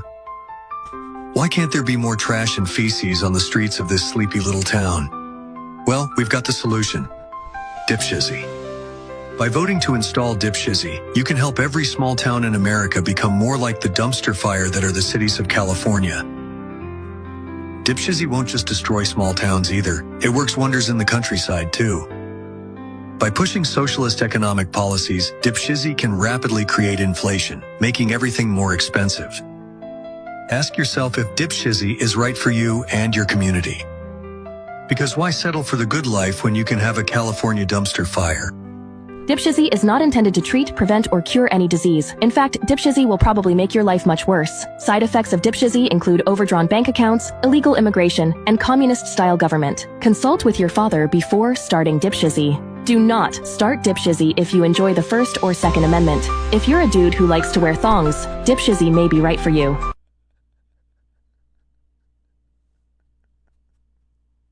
And just the actually professional voice in the music. People are so creative. I'll give it to them. Oh, that was funny. That was funny. Wow, what is this one? Now that the Fed has signaled a rate cut in September, how should investors approach their portfolio allocation? Here's JP Morgan Asset Management Chief Market Strategist, Gabriela Santos. No one wants to fight the tape, I guess, but is there anything concerning in the underlying mechanics of what you look at in the market, Gabriela, or Russell's popping? All clear?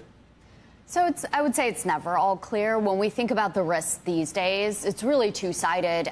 The first, on the more macro front, There is very clearly a downshift happening in terms of the momentum of economic growth. Soft landing, still the base case. But as Chair Powell and the Fed members let us know last week, risks are tilted now to the downside in terms of growth. So for us, the way to implement that in portfolios is still to be risk on. We still prefer equities, corporate credit. But to remember that we shouldn't go to an extreme positioning in small caps, for example, or low quality cyclical stocks. It's still a time to focus a lot on quality. And then the other big risk is just in terms of positioning, valuation, sentiment. And here we come to the more overextended parts of the market, like the Magnificent Seven, and of course, the big focus ahead of NVIDIA's reports tomorrow, as well as some other tech companies. We still find that sentiment and positioning towards the early winners of AI are pretty overextended. And as we saw earlier in the summer, the snapback of that enthusiasm can be painful for portfolios. So the snapback can be painful. If you're in the Discord, I just put in Piper, finally, enough of momentum that it fired. It's been later today, just too much range-bound shenanigans, if you will. Right. And what do I actually want to look at? What do I want to look at? Do I want to trade this? What do I want to do? What am I doing with my life is my major question. What am I doing with my life? Options. What in the world am I? What am I doing with my life? It's a valid question, right? I can't really chase this. Oh, brother. Oh, brother, oh, brother. Remember when you guys promised me it was going to be bearish today? Whatever happened to that? Whatever happened to... Remember how you guys promised me? You're like, yeah, bearish. Now look at where we are. Matt knows more about this stuff than Piper knows more. Oh, Piper definitely knows more than I do, for sure. Matt, you're crushing life like a bitch-ass stair-stepper. As in not crushing it? Is that what I'm hearing? Is that what I'm hearing? In my defense, I said Wolfish. 5 minute is now bullish, 10 minutes now bullish, and the 30 minute we'll know in about 12 minutes, but it looks like it closed above. The 5 minute is bullish on NQ, 10 minutes bullish on NQ, and once again, 12 minutes to see if this one actually closes above. We'll see. We're taking a little bit of a turn right now, but we'll see. Basically, we popped, consolidated, popped, and now we're consolidating. So just waiting for this range to obviously break in one way or another. One way or another. Come on, brother. Come on, brother. This is what the ideal LinkedIn profile looks like. This is Jensen. This is his actual LinkedIn. Dishwasher, busboy, waiter, Denny's from 78 to 83. Did that for 5 years. And then in 93, founder and CEO of NVIDIA. That's quite the LinkedIn flex. Quite the LinkedIn flex. Where do we go? We know Hindenburg Research. We covered that. UK is releasing 5K prisoners to make room for anti-immigration protesters. Really? No. No. They wouldn't do something this stupid, would they? We will guarantee a prison cell. We will make sure that those people who need to be in prison will be in prison. Not necessarily in the area where they live. They may be 200-300 miles away from home, but we will guarantee people a prison cell. The numbers are so tight there. How can you make that guarantee? They are tight, and that's why we've initiated Operation Early Dawn. So basically, the easiest way to describe it is one in, one out.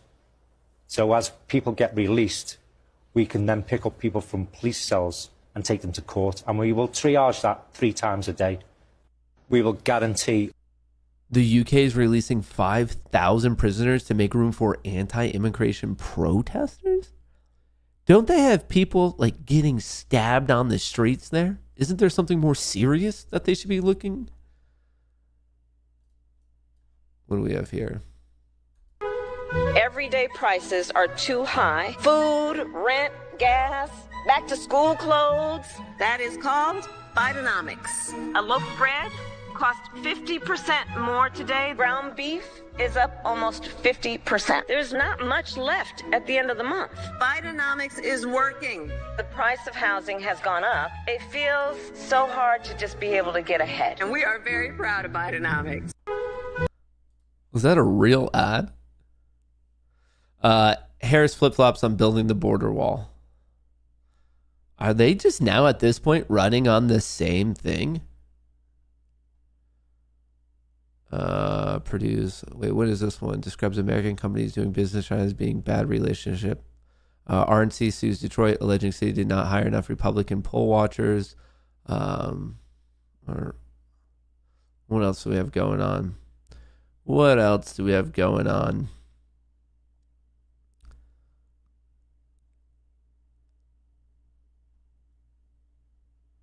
All right, I'm not seeing any other. I thought that was RFK for a second with Mike Tyson smoking. Bro thought he did something special. Ready? Ready?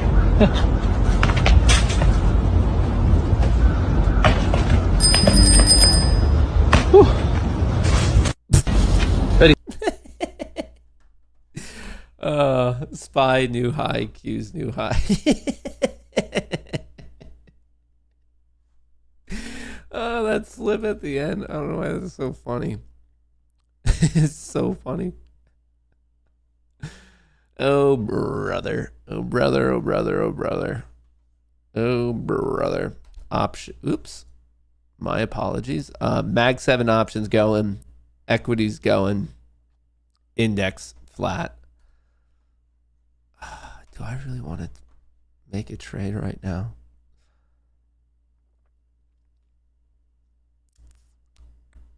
I could.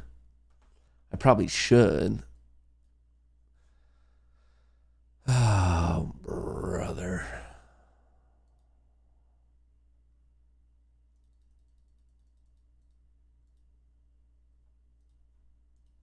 All right. I made a trade. I did it. Twist my arm. Wait, what? Oh, okay, there. It like disappeared for a second. Here, if you're in the Discord, I just made my trade of the day. I don't think it's going to be surprising to anyone, but let me take a quick screenshot of this bad mamma jamma. A bad mamma jamma. All right, we did this. We did this. Here we go. All right, it's in there. It's in there. I just hope I did it right. Nothing too crazy. Nothing too wild. Nothing too salacious. But we're just range bound again. Range bound again. We have about 6 minutes. I'm curious if we're actually going to close. So we had the 10 a.m. bar close, obviously, above the cloud. I'm wondering if this one will as well. The NQs are still up there.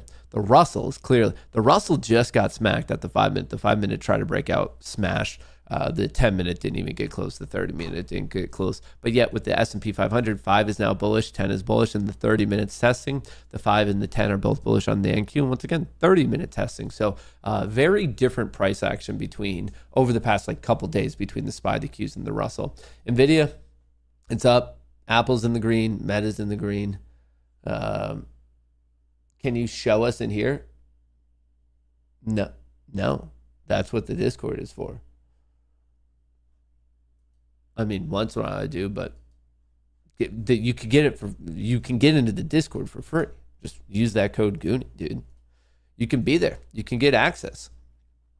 I actually think it would be a very fair thing to be like, all right, I'm going to use the month of Discord for free. And if in that month you can then make enough money to pay for the next month, the next couple months, or even the next year, great, stay. I will put my money where my mouth is and say that I think you can very much pull that off. I actually think everyone listening right now should take that exact deal. Your first month is free. In the first month, if because of what you learn and the lectures and the other people, if you are making more than the cost of it, obviously it's beneficial to be in there.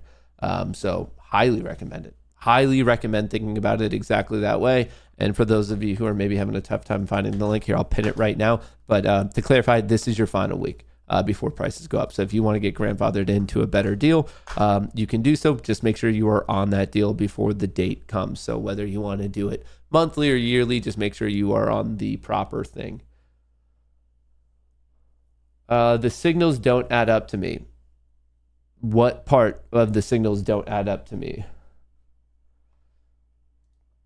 Paul, please clarify your question, and I'll do my best to clarify. Are you just not familiar with credit spreads?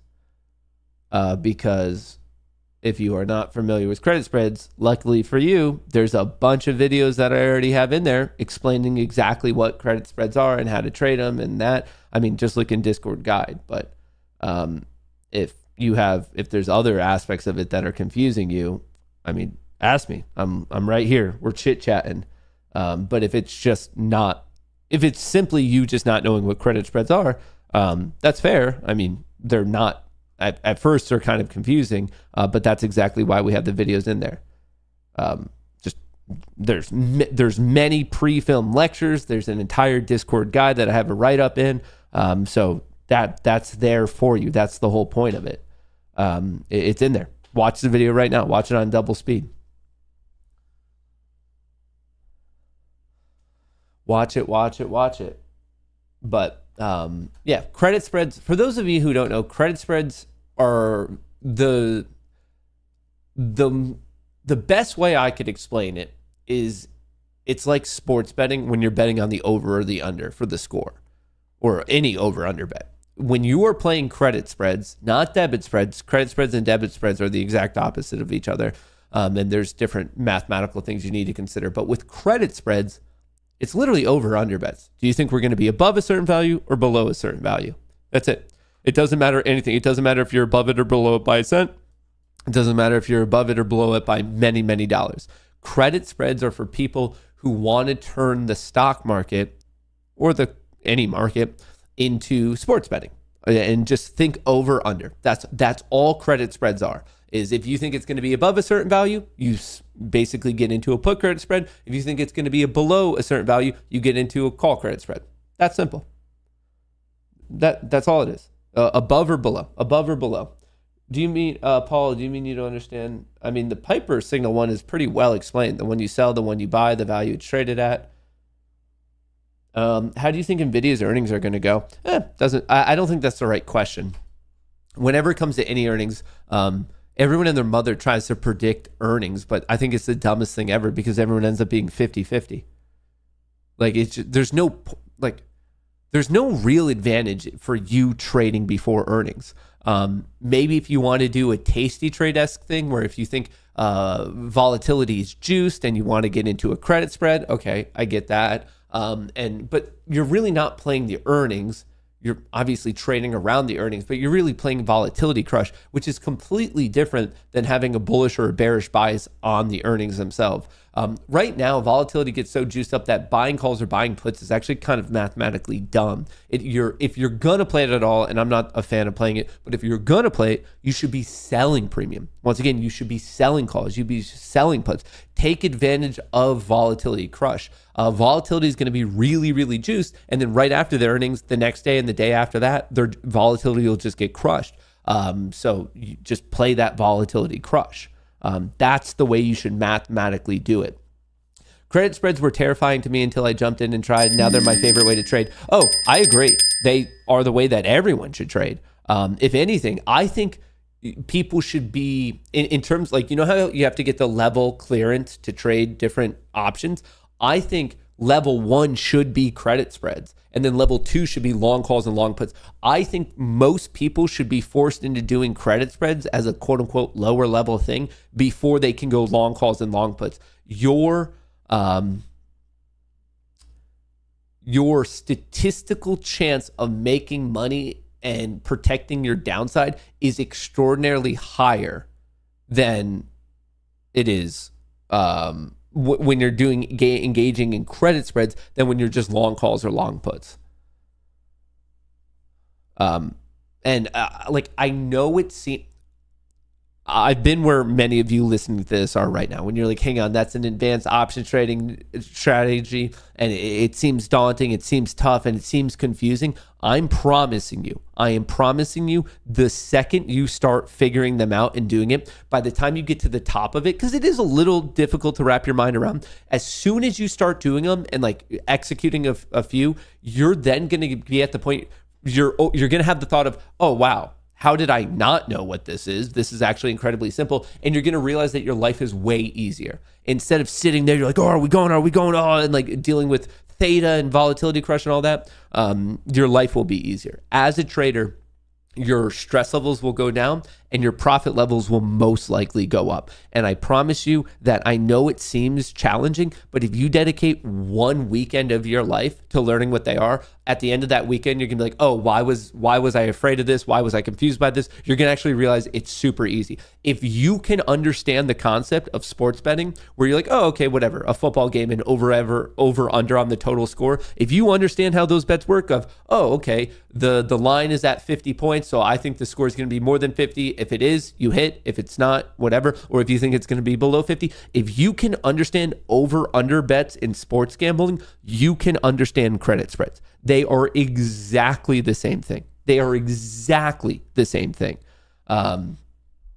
So if you get that, if you're a sports better and you're like, yeah, no, I get over-under bets, you get credit spreads. It's truly the exact same thing. The only difference is you're just picking the price at whatever time frame that you think it's going to be above or below. Of course, there's nuances that you have to learn about, such as pin risk. You should learn about debit spreads. You should learn about the spread. There's some mathematical nuances that you're eventually going to have to learn about Greeks, but 90% of what you need to know is, do you think it's going to be above or below? So if I were to ask you guys right now, here's the SPY.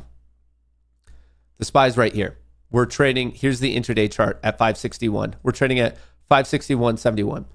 You can take the bet of above or below 562. That binary bet, either we're above or below, but you could do it at any level.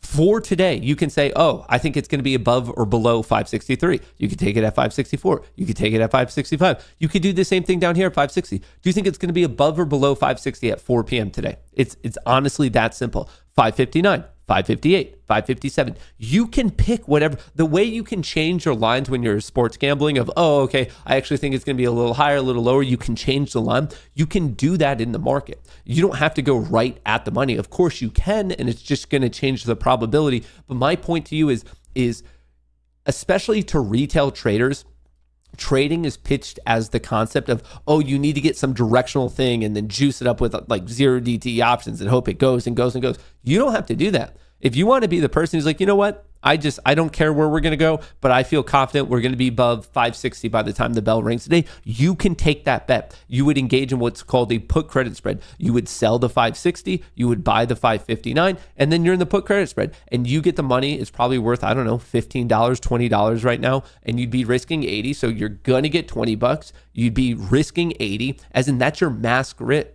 risk. So like you're not going to lose more if you're wrong, and it's binary. It's a yes or no thing. Either you're above and you hit, or you're below and you don't hit and you lose the money. It's actually a far easier way to trade, and a lot of people don't do it because they think it's something very difficult and like special, and only the brainiacs do it. It's not. It's actually far, far easier to do credit spreads than it is to be long calls or long puts. It's just how the math works.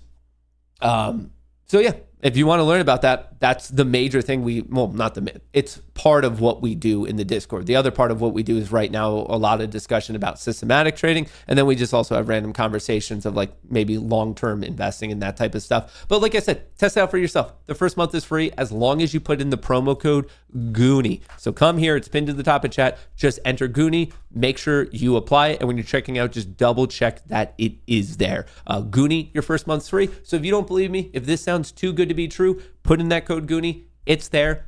Test it out for a month. If you like it, great, stay. If you don't, cancel within the first month anyway, and it didn't cost you anything, and yet you got access to everything for an entire month. But I think after that month, you're going to realize that you actually truly want to be there. Any hoozles, that's what I have for you. I appreciate all the good vibes. Shout out to Apex. If you want to do some of that SIMDA funded future stuff, I like it. Like I said, I've already been paid out over 6 figures this year. I haven't gotten my most recent payment. I did request on the 15th or maybe the 17th. And I think they have to tell me by Friday. I think I have to find out by the 30th. So I have 3 more days to go. And then I have to have an answer from them if my most recent ones are approved. But I could also find out earlier. So excited about that. That's what I have for you. I'm going to go hang out in the Discord, trade with those guys. I hope you have a good one. I hope you're making a buttload of money. Thus far, it's been a clear uptrend day. I hope you are crushing it. I'll catch you guys on the flippity flip. Peace out.